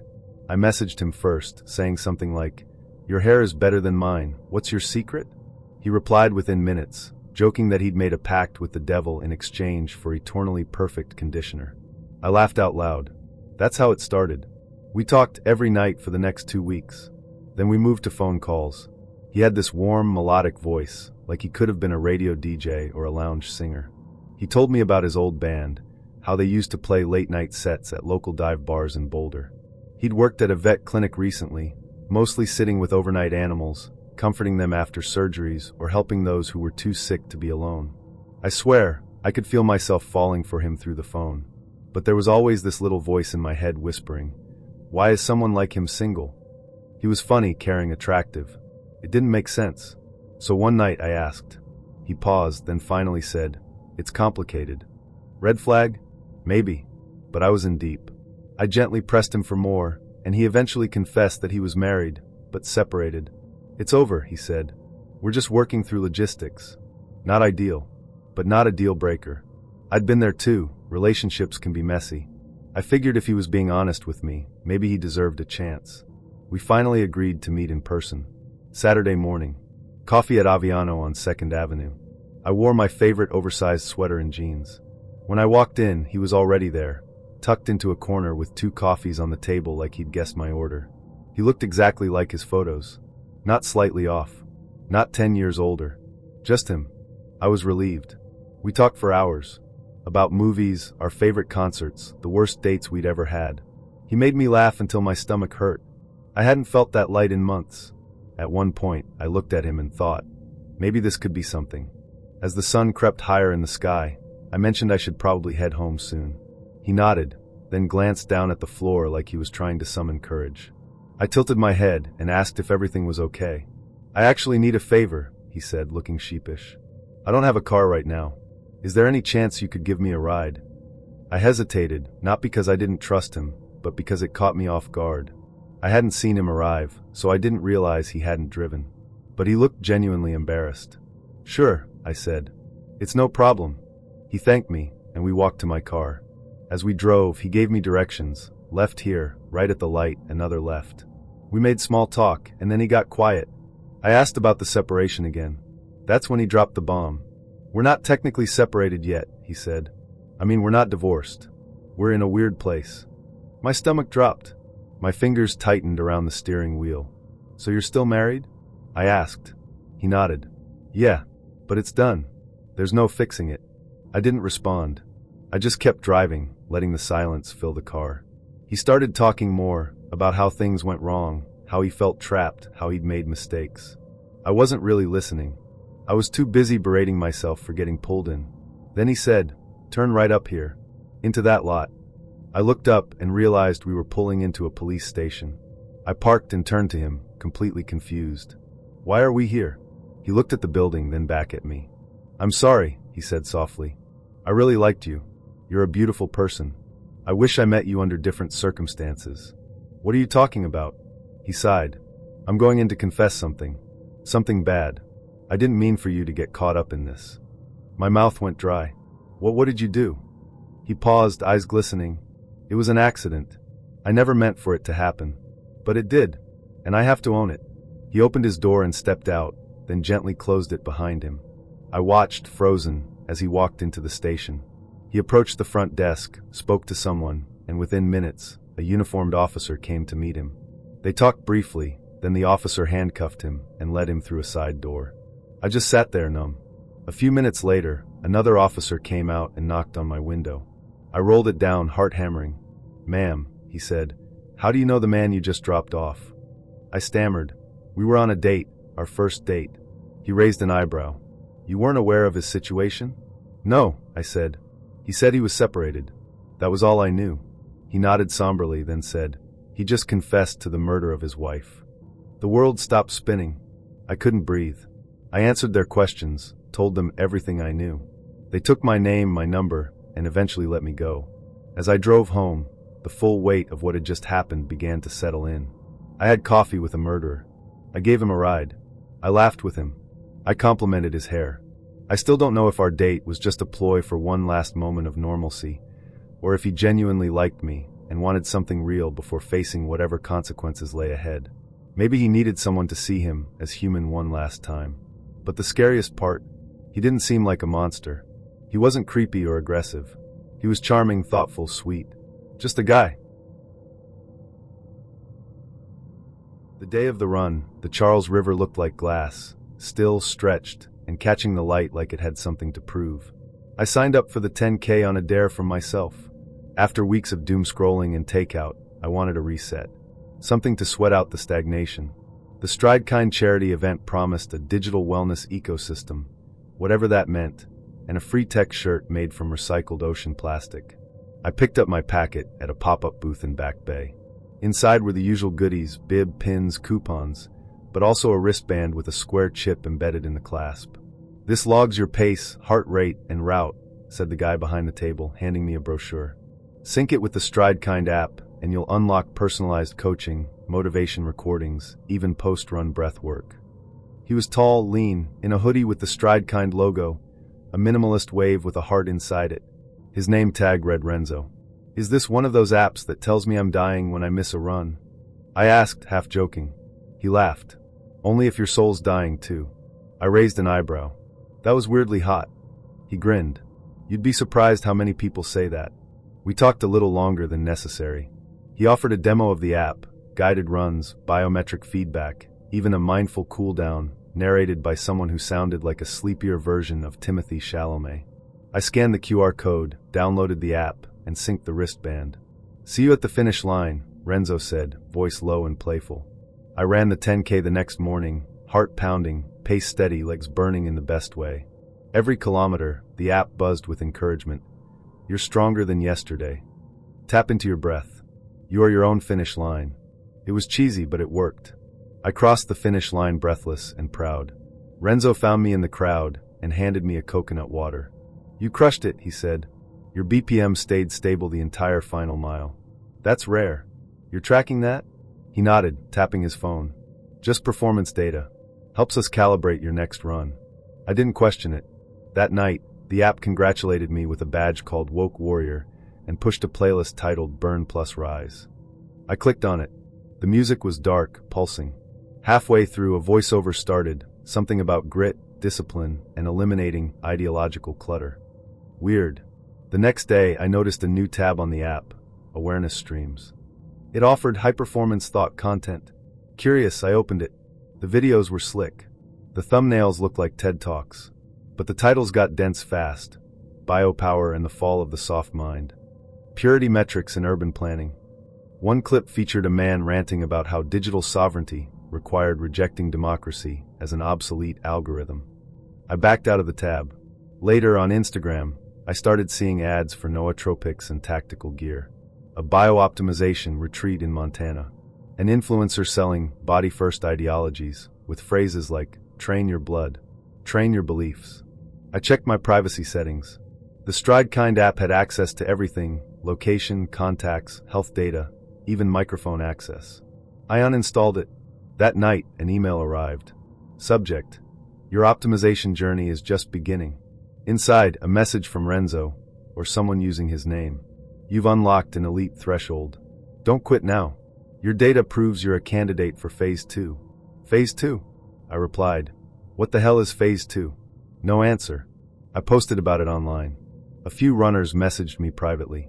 One said her phone kept playing motivation tracks, even when the app was closed. Another said she got a job ad from a discipline-first startup 2 days after syncing her wristband. I searched StrideKind plus metadata and found a Reddit thread titled Running or Recruiting. People were asking the same questions.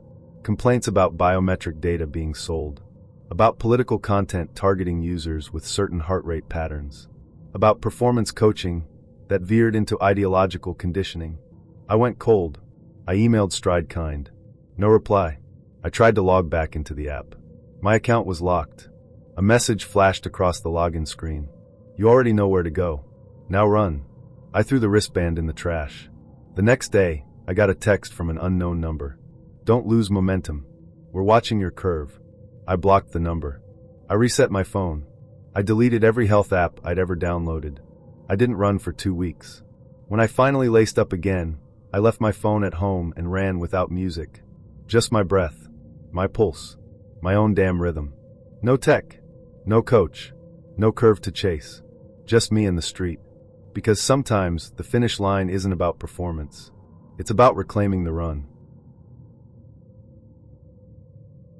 Cashin ordered mezcal like he'd invented it.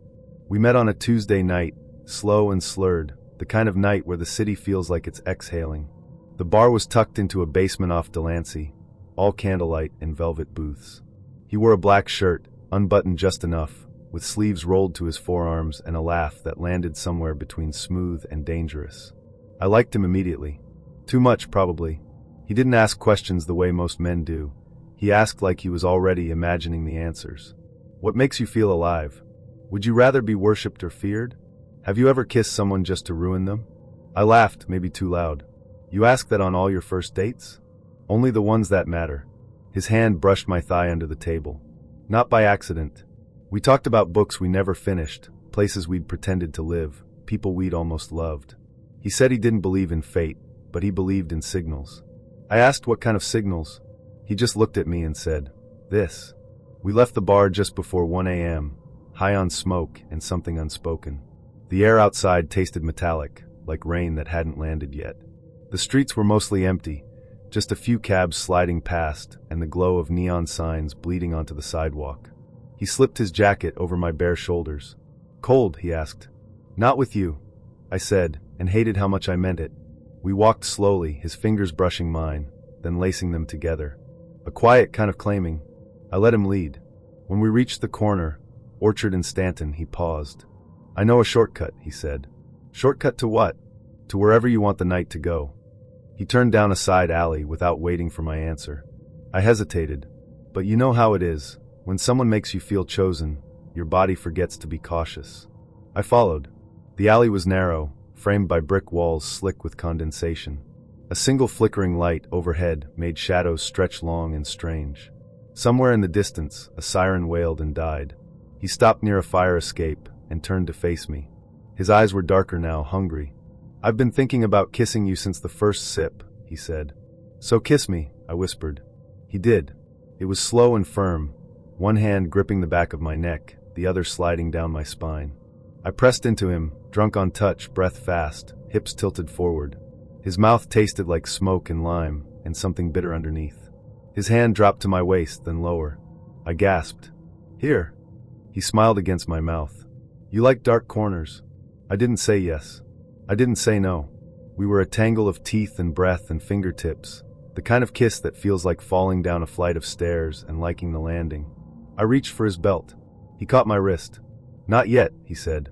Then something changed. The air shifted. His grip tightened. "Do you trust me?" he asked. "Enough," I said, half laughing. He let go of my wrist, reached into his coat, and pulled out the knife. I didn't have time to scream.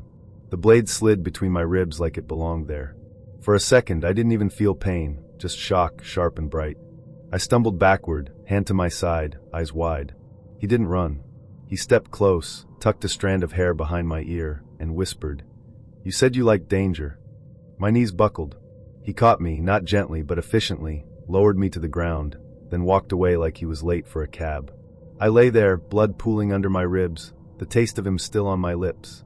The flickering light above me buzzed once, then died. Everything else followed. I woke up in the hospital. Collapsed lung. Internal bleeding. No ID on the attacker. My phone was gone. No prints. Just a security camera that caught a blur of black leaving the alley. No one believed it was a date. Not the cops. Not the nurse. Not even my sister. They asked why I followed him. Why I didn't scream. Why I went down the alley. I didn't answer. How do you explain that you wanted to be touched more than you wanted to be safe? I replayed it constantly. The drink, the kiss, the blade. The way he looked at me when he did it. Like he was doing me a favor. Like I'd asked for it. And no, I have not dated since then. Still too fresh in my eyes. It started with a ping. Not a loud one. Not even alarming. Just a quiet little chime on my phone that said, "Unknown accessory detected near you.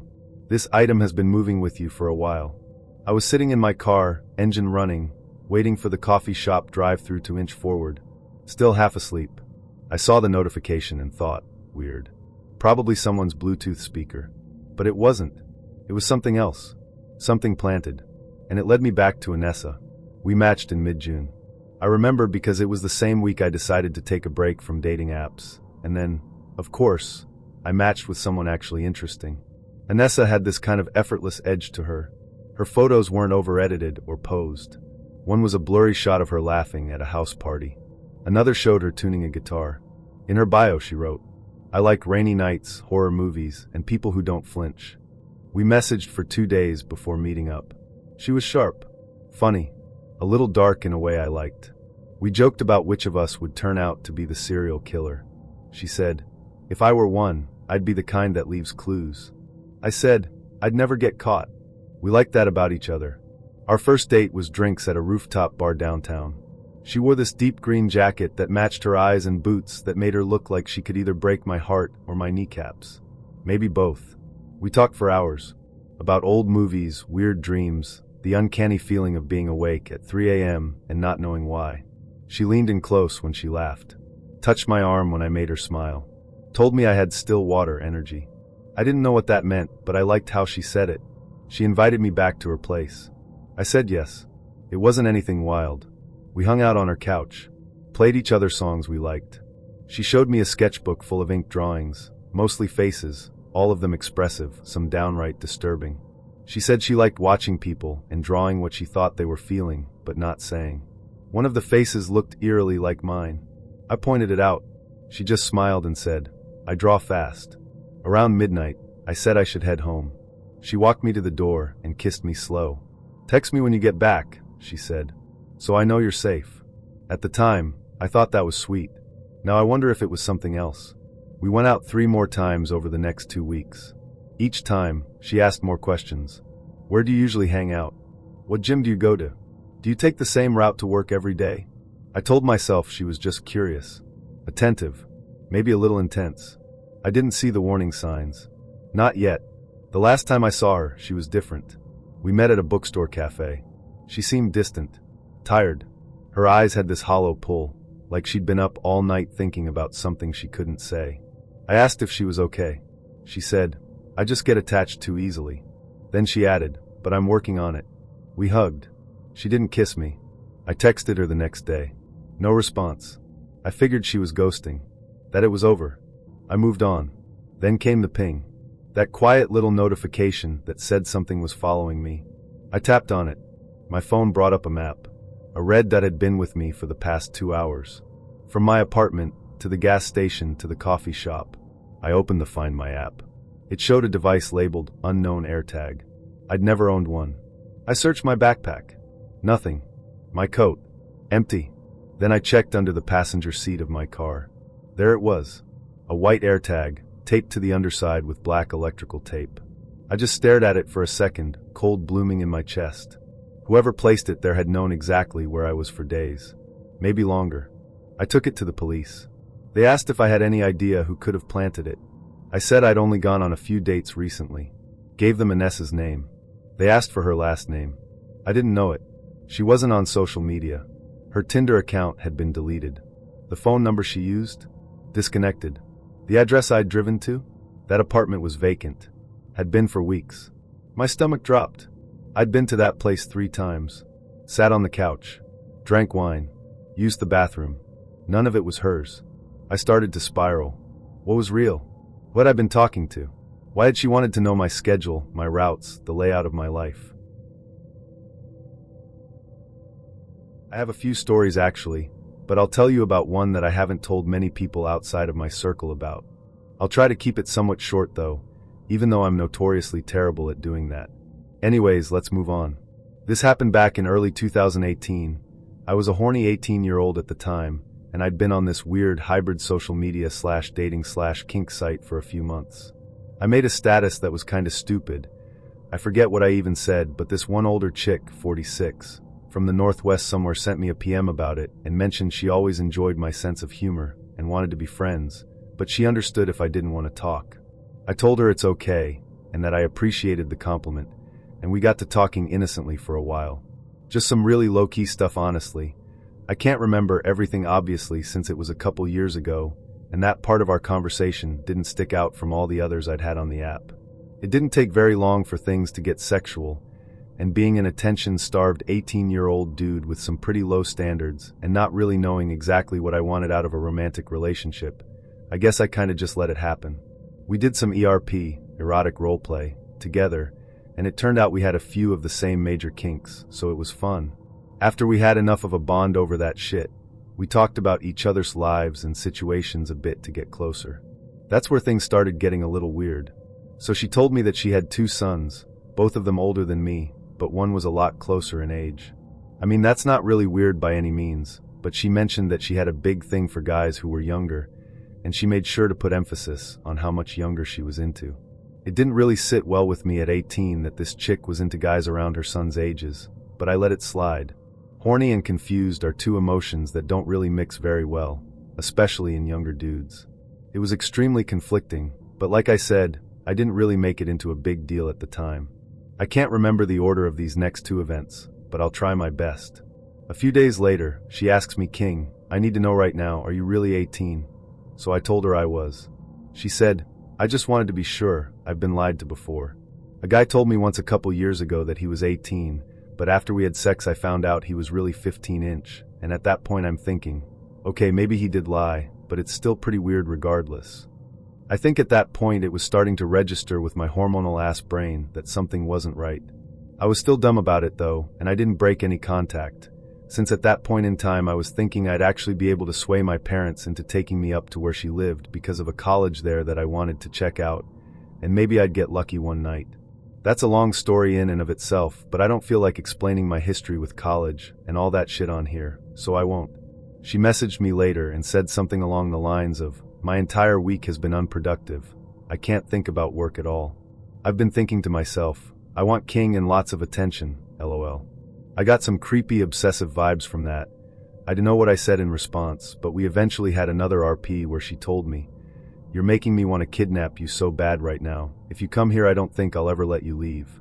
Yeah, that would have been endearing if it was coming from someone who I didn't think was actually going to try and go through with it unironically. The whole thing was just getting to be too much. The obsession, the creepy messages, the fact that she fucked a dude below the age of consent, etc., etc. A few days after I was contemplating telling her I wasn't interested, she tried to bait me in further by saying, "You know, King, all the other 18-year-olds I've met have seemed more like kids than adults. Is it weird that I see you more as a full-grown man?" And looking back on it, in cases where the main goal is sex and not a relationship, I should have realized people who say that tend to be predatory as hell. I broke contact about a week later, and I haven't heard of her since then. I'm 21 now. I haven't tried to think too much about her. A few years back, my first GF broke up with me and cheated on me, so I was down, and after a few months I tried dating apps. I am 27, and back then I was 20, so Tinder etc. was not that huge of a thing back then and here in Europe. Well, I met someone after a few tries, and we dated and got together after a few dates. It all went really well in the beginning because we spent time together and we had spare time. Also, we both wanted the best for each other. After approximately 2 months, it all went downhill. Really fast. She wanted me to spend 8 days a week with her. She got jealous over all of my friends. For example, I met an old classmate after a few years, which is male. No offense here, I am a straight guy FYI. And she started writing and calling me like crazy, and I asked if anything happened. She said no, and then I was wondering if we can't speak later. Well, she had a fight with me over the pic the friend, and I took of our reunion, and having a nice day. She also got abusive and made fun of me and my hobbies. Once I was helping out in a small festivity in my town, and made good money for working 3 days straight. She called me every 5 minutes what I am doing, and when I come home. I then told her I am at work and I will turn off my phone now, because she is annoying as hell, and I am super busy. She insisted on coming to the place I worked with a friend of her. I said alright, but I don't have time to come out, just to say hi. She and her friends started drinking and 2 random dudes tried to hit them up. She called me again billions of times. I was literally freaking out and telling her if she doesn't stop, I let security take her away from here. After work, I was going to her place and wanted to ask what this all was about and why she would drink with a stranger. And then she, her girlfriend, and the 2 strangers are coming, and the 2 dudes start shouting my name and all, and I was so pissed off I wanted to leave, and she started a fight that they didn't hit up on her. I was like, yeah, for sure, and if I would have done that, she would have let hell loose. She said it would be different if I do that. The best things are yet to come. She locked me up once in her room and flat. I was shouting for help and called my brother, and she threatened me. I was never get physical or anything, but I was needing help. And after that I broke up with her. I told her mother I can't bring up any more energy for this, and I wish the best for her. She understood me and was such a kind person. Well, and my then ex threatened me to kill herself. She wrote me everywhere possible and asked me to come back. I told her one final time I won't, and why, in a kind way. She wrote me she takes drugs because her friends tried to help her to overcome me. I was telling her that doesn't make things better, and that her friends are shitty if they support you like that. Now, here we go. Only a few weeks after that, I was away with a group of friends eating and drinking in a pub. It was a super funny night, and then on my way home I was called by a stranger. I was picking it up and asked who was there, and the stranger started saying, "Oh hey," a wrong and shorter version of my name. "Can you remember me? We exchanged numbers when we were smoking at the club last time." I was thinking, okay, wrong number. "Hey there, wrong number. I hate that place and I don't smoke. Sorry, but good luck next time."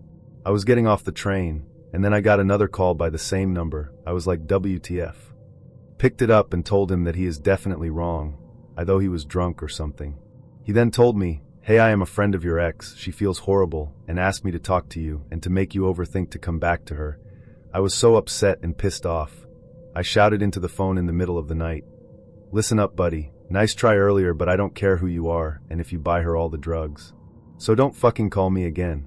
I was seeing people while I walked home in the distance in front of my gate. I was having a bad feeling and called my family to please pick me up at the stop. They did, and those guys got off really quick. I locked the gate and saw a plant and a note lying there on our ground. I got her that plant. The note said, F*** KU and your stupid flower and your stupid fake presents you made. At this point I said it is enough. Stalking is absolutely not funny. I called the number back, and then I freaked out really bad. "Listen up, mate. If I ever see you again close to my house, I call the cops. I have evidence of her threatening me online, and with phone calls, etc., and also evidence you bothered me multiple times. And the note in the plant. Not so smart. I will tell this all to the police. I hope you regret it all now. After that, I haven't heard anything of her.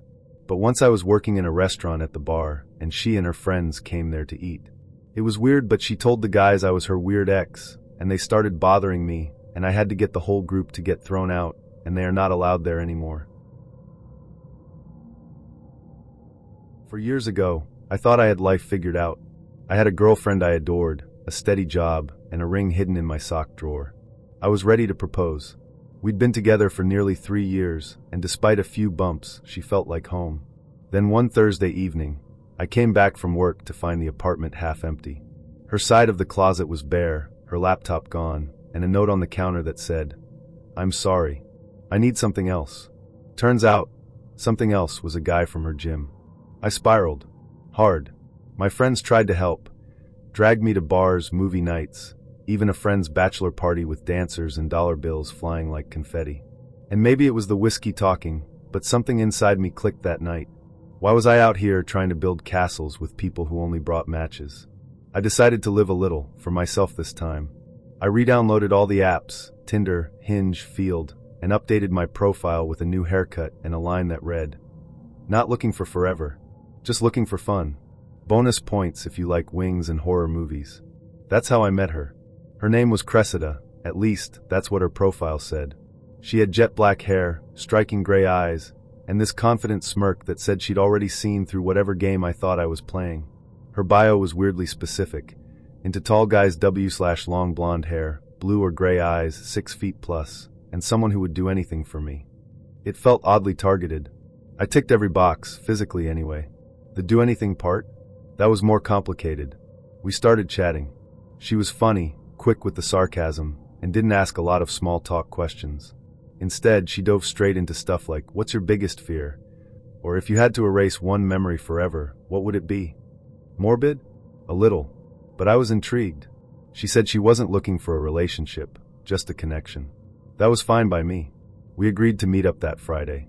We met at the Velvet Tap, a low-lit bar and grill in Austin, Texas. The kind of place with old-school booths, strong cocktails, and the best jalapeno wings in the city. She wore a red leather jacket and black jeans, her voice low and smooth, like she'd been narrating more films in another life. We ordered drinks and wings. Talked about normal stuff at first, jobs, music, travel plans.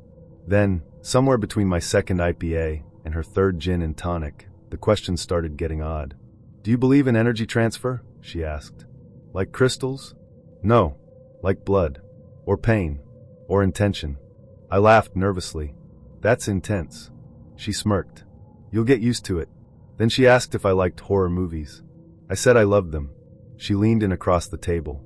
"You ever been in a situation where you didn't know if you were the hunter or the prey?" I smiled, trying to joke. "Well, this date's starting to feel that way." She laughed, harder than I expected. "You're funny. You'll do fine." I figured she was just eccentric. Maybe a little dramatic. But she was hot and I was buzzed, so when she asked if I wanted to come back to her place, I didn't hesitate. I followed her in my car. She lived in a small, eerily quiet neighborhood on the outskirts of the city. Her house was one of those old ranch-style homes with a warped picket fence and wind chimes that sounded like bones clinking together. I told myself it was just the vibe. Inside, it was dimly lit. There were no overhead lights, just a few candles and a lava lamp in the corner. On the couch sat 2 other women. "These are my sisters," she said, introducing them as Odessa and Mira. They were just as striking as Cressida, dark hair, pale skin, smoky eye makeup. Like a trio of witches just back from a midnight seance. They offered me a drink. I took a bourbon and tried to play it cool, but I couldn't shake the feeling I'd walked into a weird art film. We all sat on the couch, sipping and chatting. Cressida sat close to me, her hand tracing lazy lines along my thigh. Her sisters watched us, smiling. Then Cressida stood up and said, "Let's go to my room." She led me down a hallway lit with red string lights. The walls were covered in abstract paintings, dark, chaotic swirls of black, red, and gray. Some looked like they'd been done with fingers, or maybe just smeared. I stepped into her room, and she shut the door behind us. There were no windows. Just a mattress on the floor, a black sheet hung on one wall, and a small table with melted candles, and what looked like an antique dagger resting on a velvet cloth. NSFW or not, my body was still in hookup mode. I kissed her, and she kissed back hard, dragging her nails down my back. Then she straddled me and leaned in close. "You trust me?" she whispered. I hesitated. "I mean, yeah." She smiled. Then I felt it. A sharp, searing pain in my shoulder. I screamed and shoved her off me, stumbling toward the door. My vision blurred, and I almost fell. When I looked down, I saw the handle of a knife sticking out of my shoulder, blood seeping down my shirt. She stood there, breathing heavily, eyes shining in the candlelight. "It was supposed to be symbolic," she said softly. "Not deep." I yanked the knife out. Probably not the smartest move, but adrenaline was surging through me. I flung the door open and found Mira and Odessa standing in the hall. They didn't look shocked. They looked ready. "You're a gift," Mira whispered. "You were chosen." I don't remember what I screamed. Probably something primal. I shoved past them, ran barefoot through the living room, and bolted out the front door. My car keys were still in my pocket, thank God. I jumped in, locked the doors, and peeled out of the driveway. I drove straight to the nearest house with lights on and banged on the door like a madman. An elderly man answered, phone in hand, face pale when he saw the blood. He called 911. I collapsed on his couch. When I woke up, I was in the hospital with a police officer at my bedside. I told him everything about the dating app, the bar, the house, the women. He scribbled notes, asked for their names, addresses, anything. But when they checked, the house was empty. No furniture. No candles. No velvet cloth. Just dust and a broken window screen. The officer said the property belonged to someone who'd been renting it short-term through a third party. No record of anyone named Cressida, Odessa, or Mira. My phone was missing. All I had were my car keys and a piece of my shirt soaked in blood. They filed a report and said they'd follow up. They never did. I still have nerve pain in my left shoulder from the injury. Doctors said the knife missed critical arteries by less than an inch. I haven't dated since, not seriously. I deleted the apps, changed my number, even moved apartments. Every now and then, I get a weird friend request from a profile with no photo and a single letter for a name. I was part of a group with the woman and several other people. I won't name what we did, but let's just say it was in the space of performing comedy. I didn't know her or several of the other people ahead of time, but as I got to know her, she turned out to be really funny and excellent performer at what we did. She was a real pro. I personally am drawn to competence and talent, so we started hanging out. This was right around the time between Christmas and New Year's, and we would plan some events for the whole group, knowing that we were the only two members in town, so we wasn't so obvious to either of us or anybody else what was happening. We went to a movie totally platonically. We went to a nice Asian fusion restaurant platonically, and I invited her over to my house to watch a movie platonically, but with the intention of checking things out. This was like 3 days before New Year's. I will say that things went well, and then it's the only time in my life I've actually done the cliched thing of going on a date, bringing that date home, and then having sex with that date. The afternoon of New Year's Eve, she texted me the innocent question, "What are you doing for New Year's?" Which I took as an essentially platonic question, just asking me what I'm doing. I had been invited weeks earlier to go to the New Year's Eve/housewarming party, that my friend, female, was having at her new house. So I told her that's what my plans were. That became the first in a really long line of horrible text messages that realized I'd done the wrong thing with my penis, and I was being punished for it. Her position was that since she and I had had sex, my New Year's plans should be with her. Well, I was able to talk her off the ledge, but I didn't change my plans, and she managed to get herself disinvited before I was going to invite her to the same event. But I don't negotiate with terrorists, yada yada, so I didn't invite her. Things calmed down after that, after she realized I wasn't cheating on her, even though we were not in any kind of declared relationship. We were meeting at my house every week, and after we were done, everybody would take their stuff, put on their coats, and leave, and this one person would do all of that, walk out of the house, pretend to be leaving. Then when everybody was gone, she would come back inside, and we would do the funny bunny. That was pretty much our entire involvement. We didn't actually do anything socially together outside of my house, I think. Anyway, she was getting out of control, and I finally had to break it off with her, so I had a clear heart-to-heart compassionate conversation with her, and she seemed to understand, and then pretend like I didn't exist, and I mean like physically I didn't exist. She stopped speaking to me, She wouldn't even look at me at the times we had to have some interaction. And then, the texts. So, we're broken up. I'd elected to step away from the group that we were a part of, because I felt she was more important to the group than I was. So we really were not seeing each other at all anywhere, because I was also avoiding the community where we would perform. The texts she sent were vile. They were just horrible things about me that were not based on any specifics about me. Like, we didn't really spend that much time together, and really didn't know that much about each other, but she did that thing where she would just describe some other person she must have known, and then say I am built like that person. Every week or two I would get texts that she had figured it all out, and then roll off a conspiracy that most typically was about how I was cheating on her and with who and how I was doing it.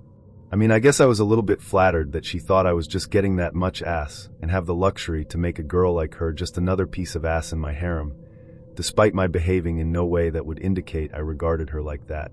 She would make mistakes in logic so large that they were like a gotcha in a government hearing. Like, she accused me of dating her only to make a prior girl I had dated jealous. Even though that other girl broke it off with me, and was also completely unaware of the relationship I had going on because girl I was really seeing and I were actively keeping it a secret from everybody but ourselves. I continued to get texts for months, and I would respond to them, always trying to make things better, or explain something so she didn't feel so hurt, things like that. This Buddhist guy I was talking to in a little bar and explained the situation to, because I was being bombarded by texts as we were sitting there, pointed out to me that on some level I actually liked it, and I know he was right. I have enough training in related areas to know what he means.